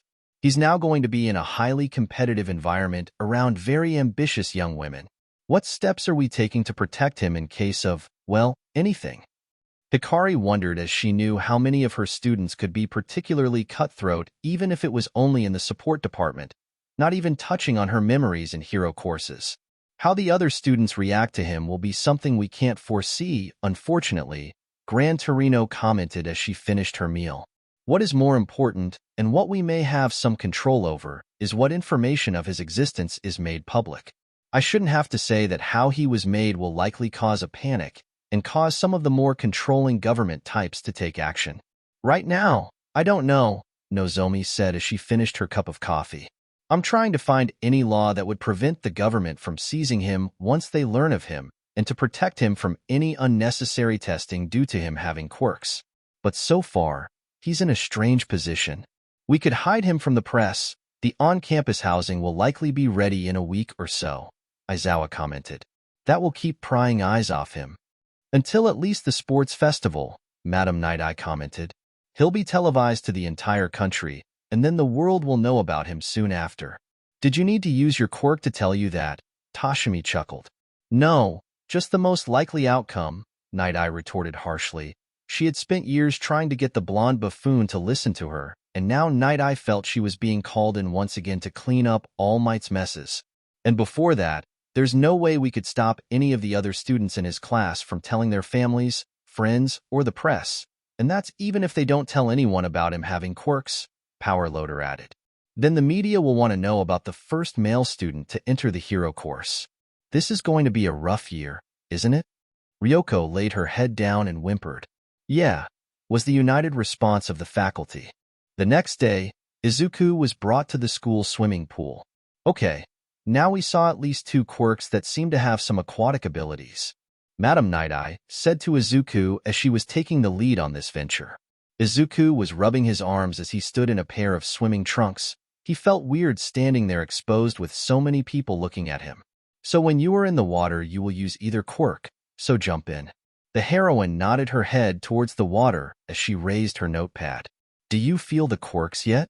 She grumbled as she watched Izuku swim around for a bit. Suddenly Izuku burst out of the water. His normal body was replaced with a massive hulking frame. HHHLLPPPP me. Izuku whined as he stomped forward. Shut him down, Aizawa. Nozomi raised her paw. Izuku slowly shrunk back down to his normal form and fell to his knees, gasping for air after Aizawa used her quirk to disable his current one. Again, Madame Night-Eye ordered as she pointed back into the water. You cannot be serious, 13 exclaimed. He just had a horrible reaction, putting him back into dash. Her rant was cut off as Izuku jumped back into the water. The next few hours were filled with the sounds of splashes, monstrous roars, and Madame Night-Eye's voice calling out again to Izuku as he failed over and over to control the whale quirk. The UA staff had been uncomfortable with the harsh treatment Izuku was being subjected to, but they didn't know when it was appropriate to step in. However, Nozomi's patience had worn out. Stop it now. Nozomi snarled as Izuku slowly walked back over to the pool's edge. Izuku, no more. It is clear that we have a problem. I'm sorry, Principal Nozomi. I promise I'll get it this time, Izuku said weakly, exhausted from multiple shifts in form, struggling to even keep his eyes open. And oh, the principal shouted quickly, you are not the problem. She then turned to Madame Night-Eye. Do you want to help him or not? She demanded to know. I am. This is how I turned Tagata from one of the worst performing students in your school into the expected number 1 when Tashimi retires. Night-Eye defended her teaching methods. Eventually, he will learn proper control of his powers. This coddling will take years. He has years. Midnight pulled at her hair. UA is a 3-year high school. He's not expected to master a quirk in that time. let alone who knows how many he has. Yelling her frustrations at the other woman. The sound of a splash alerted them to another problem. Izuku had been so tired that he fell into the pool and sunk to the bottom. "You're done here," Nozomi firmly said as the teachers reacted swiftly to get Izuku out of the water. "We will not be needing you to assist in his training any longer." "Fine," Madame Night-Eye said as she left the pool area and the teachers who had laid Izuku onto the deck. "When you realize he is not where he should be, I'll be waiting for your call." "What the hell did you see in her to make her your sidekick?" Snipe asked All Might. She wasn't like this a few years ago. All Might sighed as memories of a happier time before All for One reared her head again. Before the massive destruction and carnage. Before she had to reject Madame Night-Eye's advances. "He'll be fine," Recovery Girl said. "But he is going to hurt himself if he keeps pushing himself like this. And it's only going to get worse when the new year starts, yare." Present Mike weakly cheered sarcastically. "We need to space out his training. Whenever we give him training, he pushes himself to this extreme. So there would do nothing for him to do so every day." Aizawa commented on how she saw Izuku's training to go if they kept up the current pace. Izuku found that over the next few weeks he spent very little time training his quirk, to his irritation. "Shouldn't I be working harder?" he asked Present Mike as he helped her set up for one of her weekly radio shows. "Nah, little listener, you need time to unwind and honestly, you have done more in these couple of weeks than what you do in a few months." Answering the question the kid had for her. "The heroics course is intense, but not as intense as what you've been doing already. Because I'm so far behind." Izuku's tone melancholy as he placed a case of beers next to the chair the DJ would be sitting in. Legally, Present Mike air-quoted her fingers. "You shouldn't be behind anyone, since they weren't supposed to be using their quirks to begin with. So you are at the same starting point as the rest of them. No, further ahead even." She corrected herself. "How do you figure that?" Izuku asked. "Because you know you have areas to improve on. There's always one or two, or a dozen students in the hero course who think they'll have nothing to learn, that they have an amazing quirk and this is just a formality. That UA exists as a stepping stone on their path to greatness. Those ones typically learn otherwise pretty soon." Present Mike answered, her tone comical and loud as she talked. "Heck, even Tashimi, the #1 hero right now, didn't think that. I mean, sure, she's a special case, but so are you. Thanks, and that did make me feel better, that I'm not going to be falling behind." Izuku scratched the back of his head as he absorbed the wisdom of the older woman. "Just keep that up and you'll dash." Present Mike paused as Izuku gave her a hug before running out of the room, so he could get along with the rest of his duties. With an awkward smile, Present Mike flipped the switch to start her show for the evening. Anyone who had been a long-time listener could tell there was extra energy in her that night. "Today is the day," Aizawa's mouth doing something weird as she tried to contain her emotions, which were a mixture of dread, tiredness, anxiety, and worry. She wanted more time, to avoid the inevitable storm that was headed towards them all. However, that would be time that she did not have, as the first day of the new year at UA would begin in a few minutes. 1A, Aizawa's class. Izuku nodded as he, being on the campus already, was the first one into the room. Taking a seat in the back and keeping his head down, he hoped that his presence wouldn't cause too much trouble. If God laughed at people's hopes and dreams, he was on the floor dying at what lay in store for Izuku Midoriya. The various girls began filing into the classroom. For a while, there were little groups forming of people chatting until some other girls noticed that one person was keeping their head down. "Hey you," Mina came over to greet the other classmate. "Mina Ashido, what's up?" Introducing herself to the shy classmate. Raising his head to give a small smile. "Hey," Izuku weakly smiled back at the pink girl. I'm Izuku Midoriya. "Dude, that's a dude." Kirishima shouted in surprise when she saw the boy's face. This outburst garnered the attention of the rest of the class, who hurried over and wanted to ask questions about him.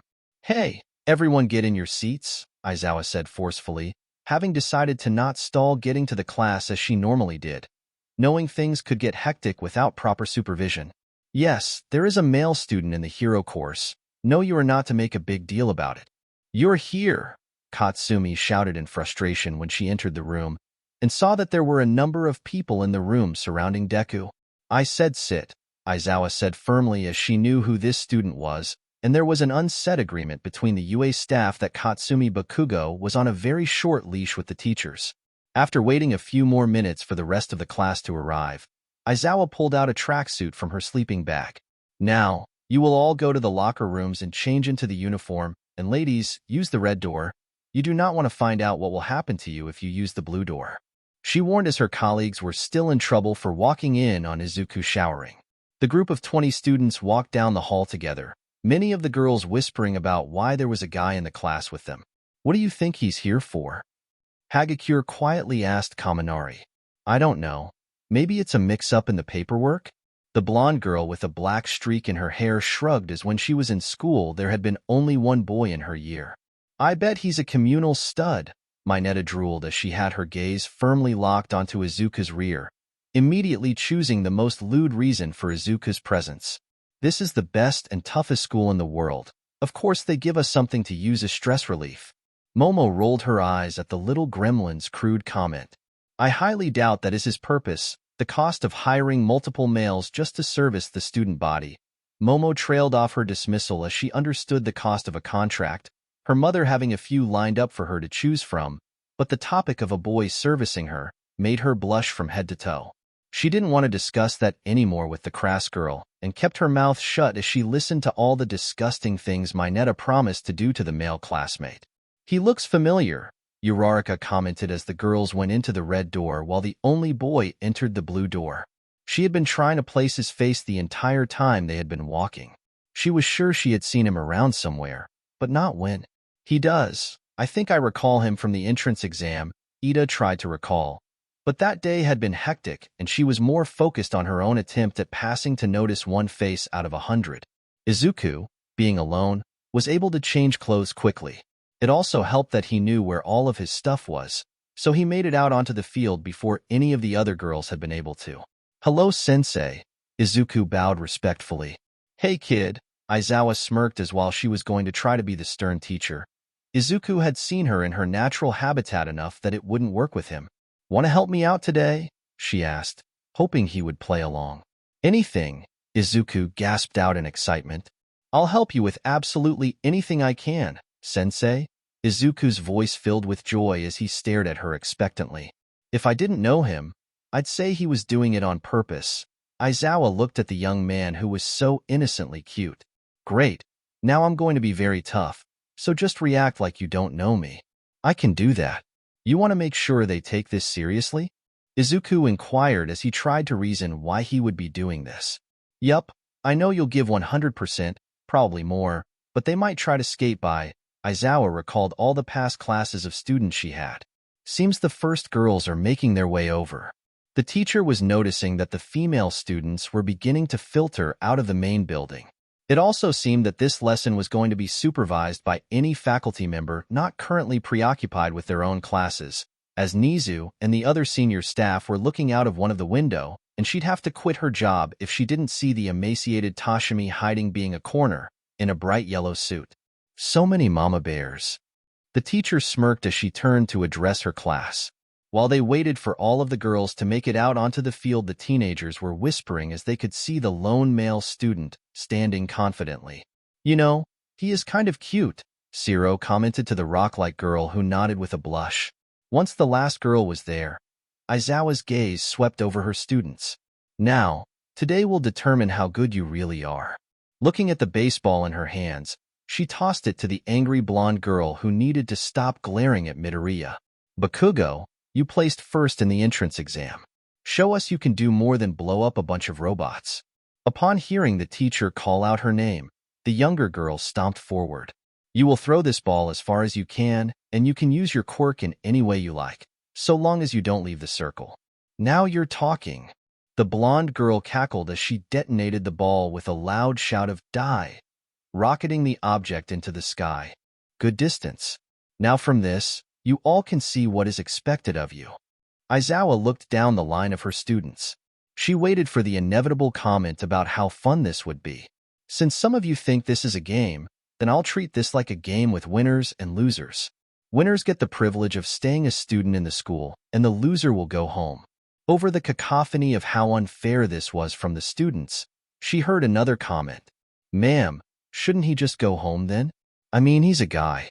It's not like he can actually keep up with any of us. Oh, you just worry about yourselves. Aizawa sadistically grinned as she was going to enjoy today's lesson. Aizawa led her class over to where they were to begin their first test, the 50-meter dash. She hummed as she looked over the line of nervous students. Midoriya, how about you and Ida go first? Since you're both the fastest in the class, show them how to do this properly. I object, Ida firmly said. This is clearly cruel, making him run against me. You're doing nothing but mock him by showing such a huge gap in our capabilities. Her tone angry as she looked at the young man who readied himself at the starting line. Oh, I know what I'm doing, and this is about showing the gap between you all and him, nudging her thumb at Izuku. Now you can either get in line or I'll mark it down as a forfeit. Ida grumbled as she hurried to get in line. Normally, she wouldn't be so disrespectful to a teacher, but she thought that this was needlessly cruel to have her race against the male student. On your marks, Aizawa said as she activated the high-speed cameras. Get set, she raised her arm up high. Go! Ida sprinted over the finish line. Even not wanting to do this, she would not jeopardize her tenure at the prestigious school by going easy on someone else. Ida Tenaya, time 3.04 seconds, good job, Aizawa said as the young girl bowed respectfully. Midoriya Izuku, time 2.75 seconds, nice work, but your finish needs some improvement. Yes, sensei, Izuku bowed, shocking his classmates who hadn't even seen him leave the starting line. They had been too focused on the other girl, since they thought she was the actual competition, to notice what he had done. Izuku quietly waited at the end of the line of students who just stared at him. Hey, focus. You can ogle him later. Aizawa shouted suddenly, startling her female students. Scratch that, do not ogle him. All of you will treat each other with the same respect you would expect from everyone else. Minetta's hand slowly raised up. What if I want people to treat me that way, then is it okay? The purple gremlin asked as she wanted others to see her in that way. Get in line.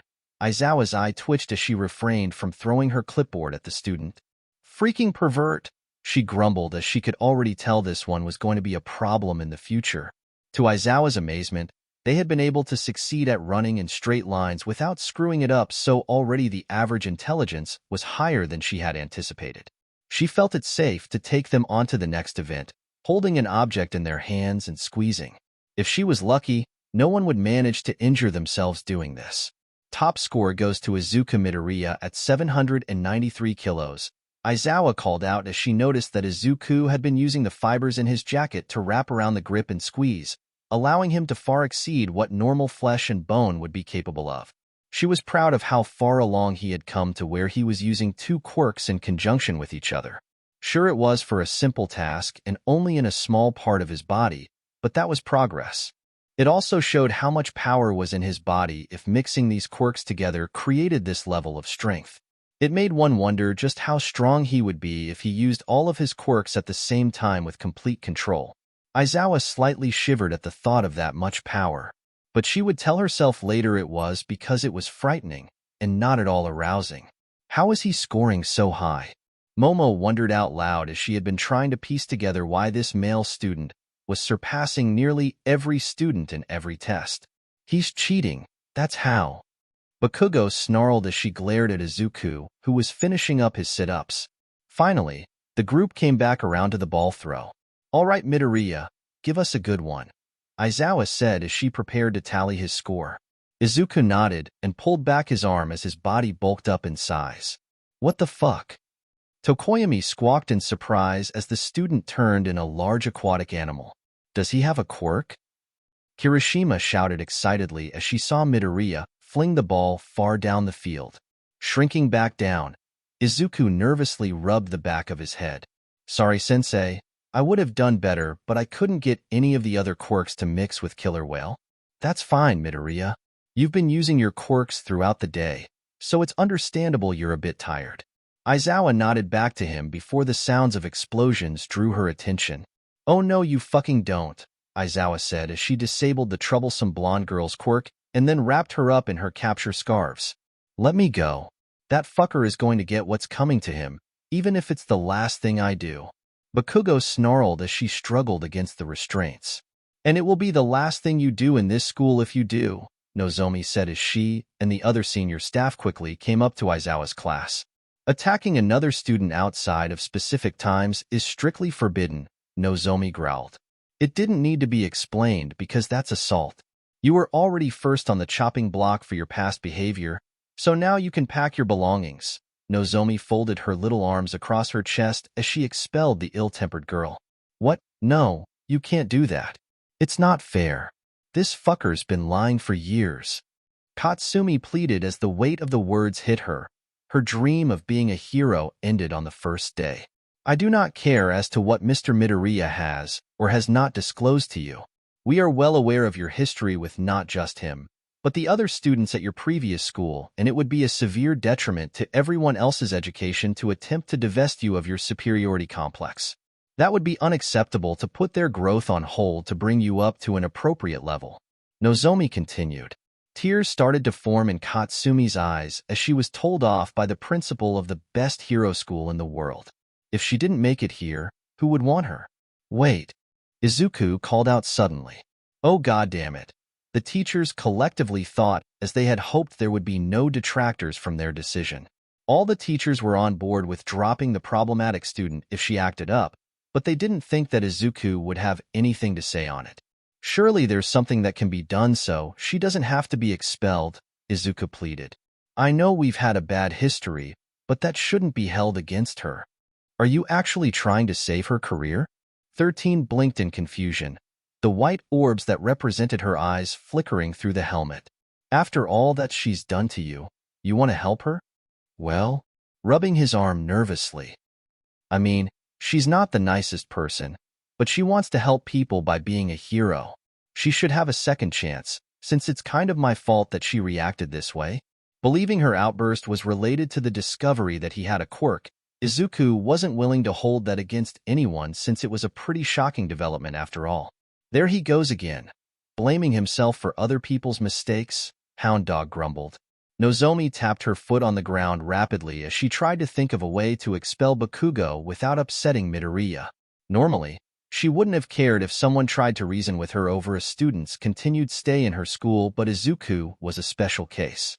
Partly because he was the victim in the situation and his opinion did matter, and the other reason being that she had a massive soft spot for Izuku, and him looking at her in the way a child does their mother was completely unfair.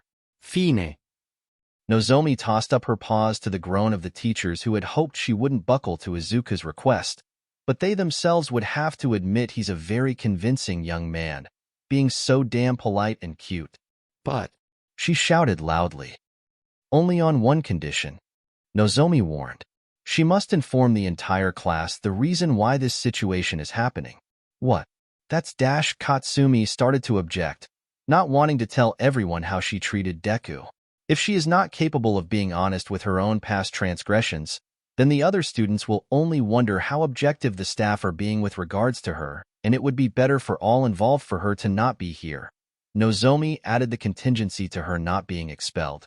So, Ms. Bakugo, will you or will you not tell them what you did to Midoriya growing up and the attitude you had in your previous schools? Katsumi looked between her teachers, the principal, her classmates, and Midoriya. She stammered before gritting her teeth in frustration. Chapter 6. At her previous schools, she had the support of the other students and teachers to pretty much act in whatever way she wanted. However, a part of her always knew what she was doing was wrong and would eventually come back to bite her, but she was just so angry at Izuku for rejecting her that she continued to act out. And now she was confronted by teachers who weren't going to simply put up with her continuing her past actions. So she had a choice to make. I won't, she quietly said, not able to muster up the courage to tell every horrible and cruel thing she did to Izuku to a bunch of strangers who would from then on see her for what she was. Then I believe we are done here, Miss Bakugo. Nozomi motioned for the girl to go and collect her belongings. She and her other senior staff began to escort the no longer student away from Aizawa's class. Izuku looked at the ground, saddened by the fact that the girl he'd known for almost a decade would refuse to be honest and choose to quit instead. It's not your fault, Midoriya, Aizawa said while gently rubbing Izuku's shoulder. You can't make her do anything, and it might be for the best. I guess, Izuku sighed. I just hoped that things would have changed after all this time, that maybe we could, I don't know, be friends. You're a good kid. Aizawa ruffled his hair before stepping past him. All right, ladies, enough staring. We still have more work to do today. Clapping her hands to get their attention back on the tasks at hand. Are we just going to ignore that he has a quirk?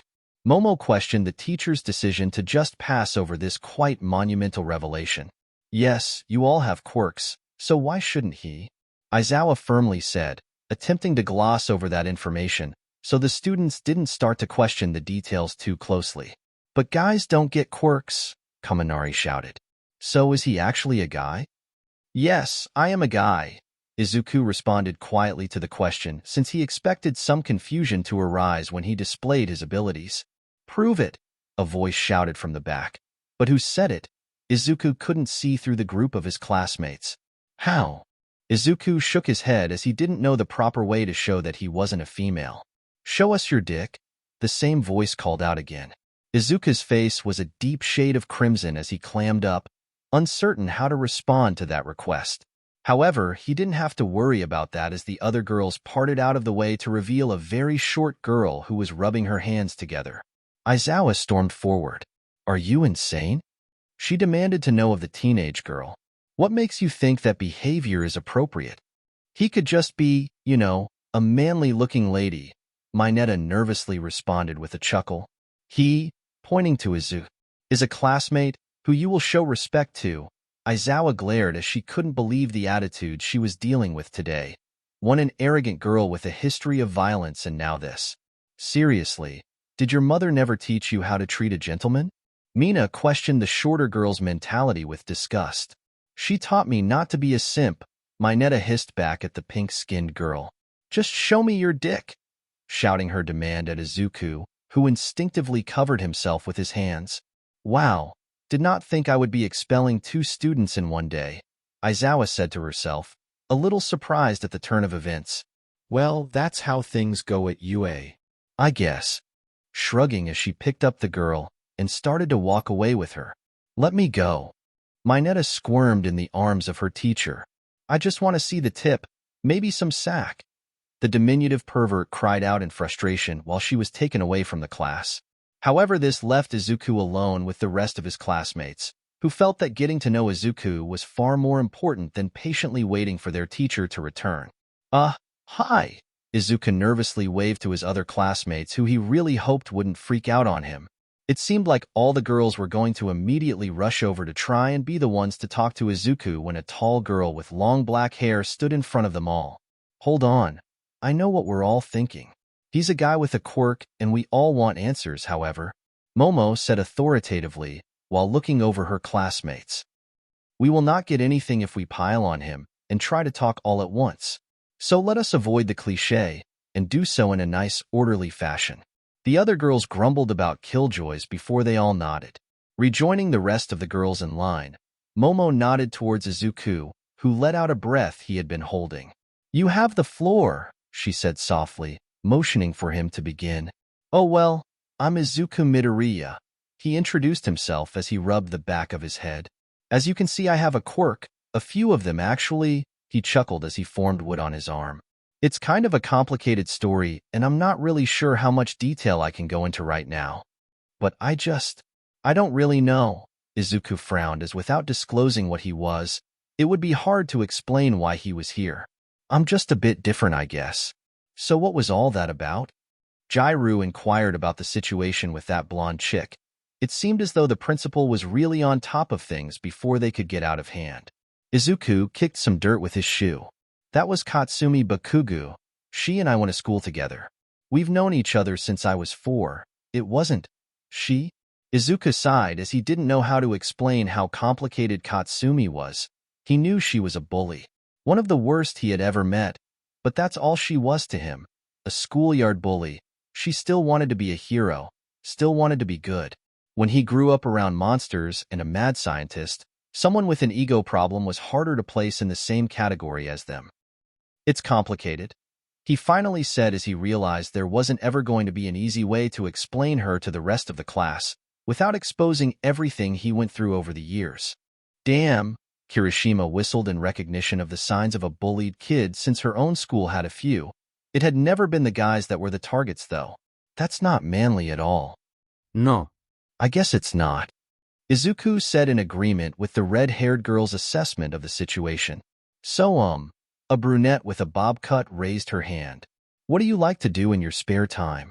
She was hoping to get off the topic of what they just saw because it looked obvious to her that it was uncomfortable to talk about and there were other things she wanted to know about him.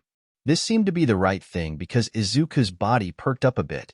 Oh well, recently I've just been doing a lot of physical training, and with all the quirks I need to figure out how they work so I don't cause an incident like I did during the entrance exam. So I've mostly been preoccupied, but when I'm not focused on exercises and practice, then I like to study quirks as a hobby. I think part of that is because of the Mr. Doctor's lab I was ma-dash. Izuku caught himself before he blurted out everything, but that he clammed up so suddenly was enough for the other girls to realize that detail was very personal and very important to him. Sorry. No, that's fine. Uraraka waved her hands, quick to assure the boy that he hadn't done anything wrong. So you're just a fitness nut then, huh? Kirishima grinned widely at the idea of having someone who wanted to do the real work to get stronger. Do you think maybe we can work out and trade tips sometime? Sure, Izuku stammered. All Might's methods were unconventional, and I'm not sure how effective it would be. All Might? The crowd of girls shouted in surprise at the name drop of the #1 heroine. Flinching back at the sudden noise, Izuku looked at all the expectant faces. Well, before Yue, All Might started to do some training with me to get me into shape for the entrance exam. She's also one of our instructors for foundational heroics. She's actually right over there spying on us. Izuku pointed to where he had seen All Might's face before the lesson began. An under-the-breath muttering of mama bears went unheard by all but one of his classmates. The girls collectively turned and saw All Might's face duck around the corner. I'm not here. I mean, this isn't All Might. The pro-heroine shouted to the group of students who didn't fall for it for a second. So this class has so much attention because we have what might be the first male to develop a quirk on the planet. Hagakure gulped as she realized the implications that having such a student in class with them would bring much more scrutiny, which also explained why the teachers were so quick to jump in when that Bakugu girl tried to start a fight. Before any more questions could be asked, their homeroom teacher had returned without the short student she had left with. That was cause for concern among the remaining girls. Let that be a lesson to you all. You will show respect to your fellow classmates. Ma'am, what happened to her? Ida spoke up for the rest of the class. She's getting expelled. Her score was already the lowest out of everyone's, which meant she failed my test. That she decided to disregard any sense of decorum and spoke to another classmate so vulgarly was just more proof she wouldn't have made it in this class. But Aizawa-sensei, Izuku pouted at that explanation. That girl didn't say anything too different than what Ms. Midnight has said before? He'd heard plenty of lewd comments come out of the dominatrix mouth along with a few of the other teachers who assumed he wasn't around to hear them. That Midoriya is because Namuri has no filter, which is why she gets in trouble all the time. Aizawa reminded Izuku as to why Namuri ended up with more chores than the other teachers, especially if the BMBOC, Big Mama Bear on campus, Principal Nozomi heard them. Oh, is that why she's always busy? She tells me that she's just the most reliable and hard-working teacher at UA, so I've been helping her whenever I see her. Izuku tapped his chin because whenever he wasn't trying to prove to the UA staff that he could handle the responsibility of the quirks he had by giving his all, whenever they let him train he would try to help out the other teachers, and since Ms. Kiyama was seemingly so busy he would try to help her as much as he could. Aizawa took a deep breath, thinking about how clearly her senpai had been using Izuku to lighten her workload, and that Namuri obviously had too much unsupervised time with Izuku than she would like. She exhaled before reaching down and ruffling her favorite student's unruly green hair. You have no danger sense at all, do you? Thinking that there just had to be something about him that made him unable to perceive when pro-heroines were using him. Izuku just smiled back at his teacher happily. Why would I be in any danger around Ms. Midnight? She's really nice. Now Aizawa was faced with the choice of telling Izuku that Namiri was the teacher most likely to give Izuku instructions in a more adult sense, or let him keep his innocence on the subject. Yeah, she is. Class dismissed. You all head on back up to the main building. Sending off her students so she could have a nap. Today was stressful with the worry about how the other students interacted with Izuku. It was like introducing a new cat to her already large collection, except in reverse. While the 1A students were walking back, Izuku let out a chuckle at the thought that the UA staff still believed he was some delicate flower, so he played it up for them. I know Ms. Midnight's a huge pervert, but she's really cute about it. Muttering to himself that part of the reason he helped out Namiri so much was because he could tease her, and she would turn into a mess, and the best part was no one suspected a thing. He could be clinically brain dead and still be able to pick up on the social cues of the UA staff that he had learned over the last couple of months. These ladies, despite being some of the best heroes in the country and suited to teach hundreds of students, all were severely lacking in the romantic experience department. And for Izuku, that provided him a unique opportunity to have some fun. A few innuendos here, maybe a cute moan after stretching there, and these women were so flustered. It almost made him feel bad that he was picking on them all so much. But honestly, he didn't have much else to do with his time other than train, study, or lend a hand to the staff. The rest of the day was much calmer since Katsumi's removal from the class. Izuku could tell based on the prior time spent with each of his teachers that they were much more relaxed. On his way to lunch, however, he had to decline the invitation from his classmates to sit with them all, as All Might had stuck her head out of the teacher's lounge to catch him on his way towards the cafeteria. I'm fine, All Might, Izuku chuckled while he nibbled on his food. You don't need to worry about me so much, you'll get gray hairs. Stopping his eating to straighten his mentor's hair as it had gotten a bit wild over the school day. You should take more care of yourself, All Might, because if you don't then I will. Letting out a sigh as he pulled out a handkerchief to wipe some blood from her chin that managed to seep out. You also know better than to be in this form when you don't have to. You're right, young Midoriya. All Might deflated while her own pupil, a boy nonetheless, took care of her. Even though I haven't taught an actual class yet, there is still so much to do. Lifting up the woman's lunch to her lips, Izuku pouted when she didn't take a bite. None of that will change if you try to do all of it on an empty stomach, though. So if you aren't going to take a break from all your paperwork to eat, then I will feed you. And if that still won't work, I'll use a more forceful method. Izuku warned the woman. Oh yeah, I'd like to see you try, All Might said, rising to the challenge. Izuku just rolled his eyes at the woman's confidence. I did warn you. Taking a small bite of All Might's food, which elicited a squawk of disapproval, he planted his lips on her own, and in the shock of such a sudden move, Izuku used his tongue to push the food into her mouth. Disconnecting their lips, Izuku stared down the blonde woman until she swallowed her food. Now, do I have to do that again, or will you be a good girl and eat your lunch? All Might quickly nodded her head and took a big bite of her lunch. See, I'm a good girl. Having decidedly won that battle, Izuku reached across the table and grabbed his own lunch and nestled in next to All Might, which caused her to try and squirm away from his body, but she could not escape him faster than he could press himself into her. Young Midoriya. The older woman protested nervously from the fear of Izuku being so affectionate. But for Izuku, this was her punishment for being naughty. Right before lunch period ended, Izuku got up off the couch he'd been sitting on, only because All Might hadn't left an opening where he could climb into her lap. Now, that was for spying on our class. Those girls are already under a lot of pressure just being here at UA. I don't mind that everyone here wants to look out for me, but this much attention just because of me will make them all more nervous, and it's not fair to them. We just want to make sure you are safe, young Midoriya. All Might protested while looking away from her protege, who she wasn't aware was such a devious young man.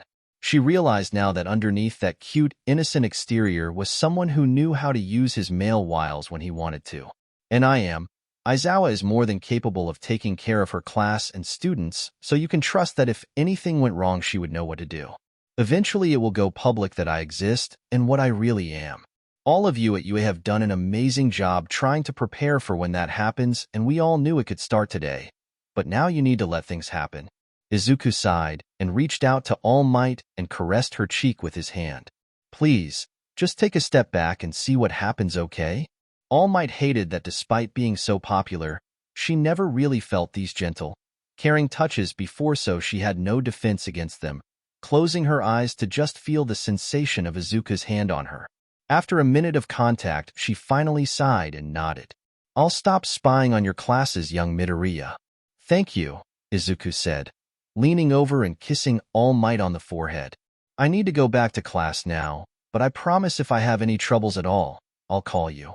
"You do that," All Might shouted after the darling hero in training.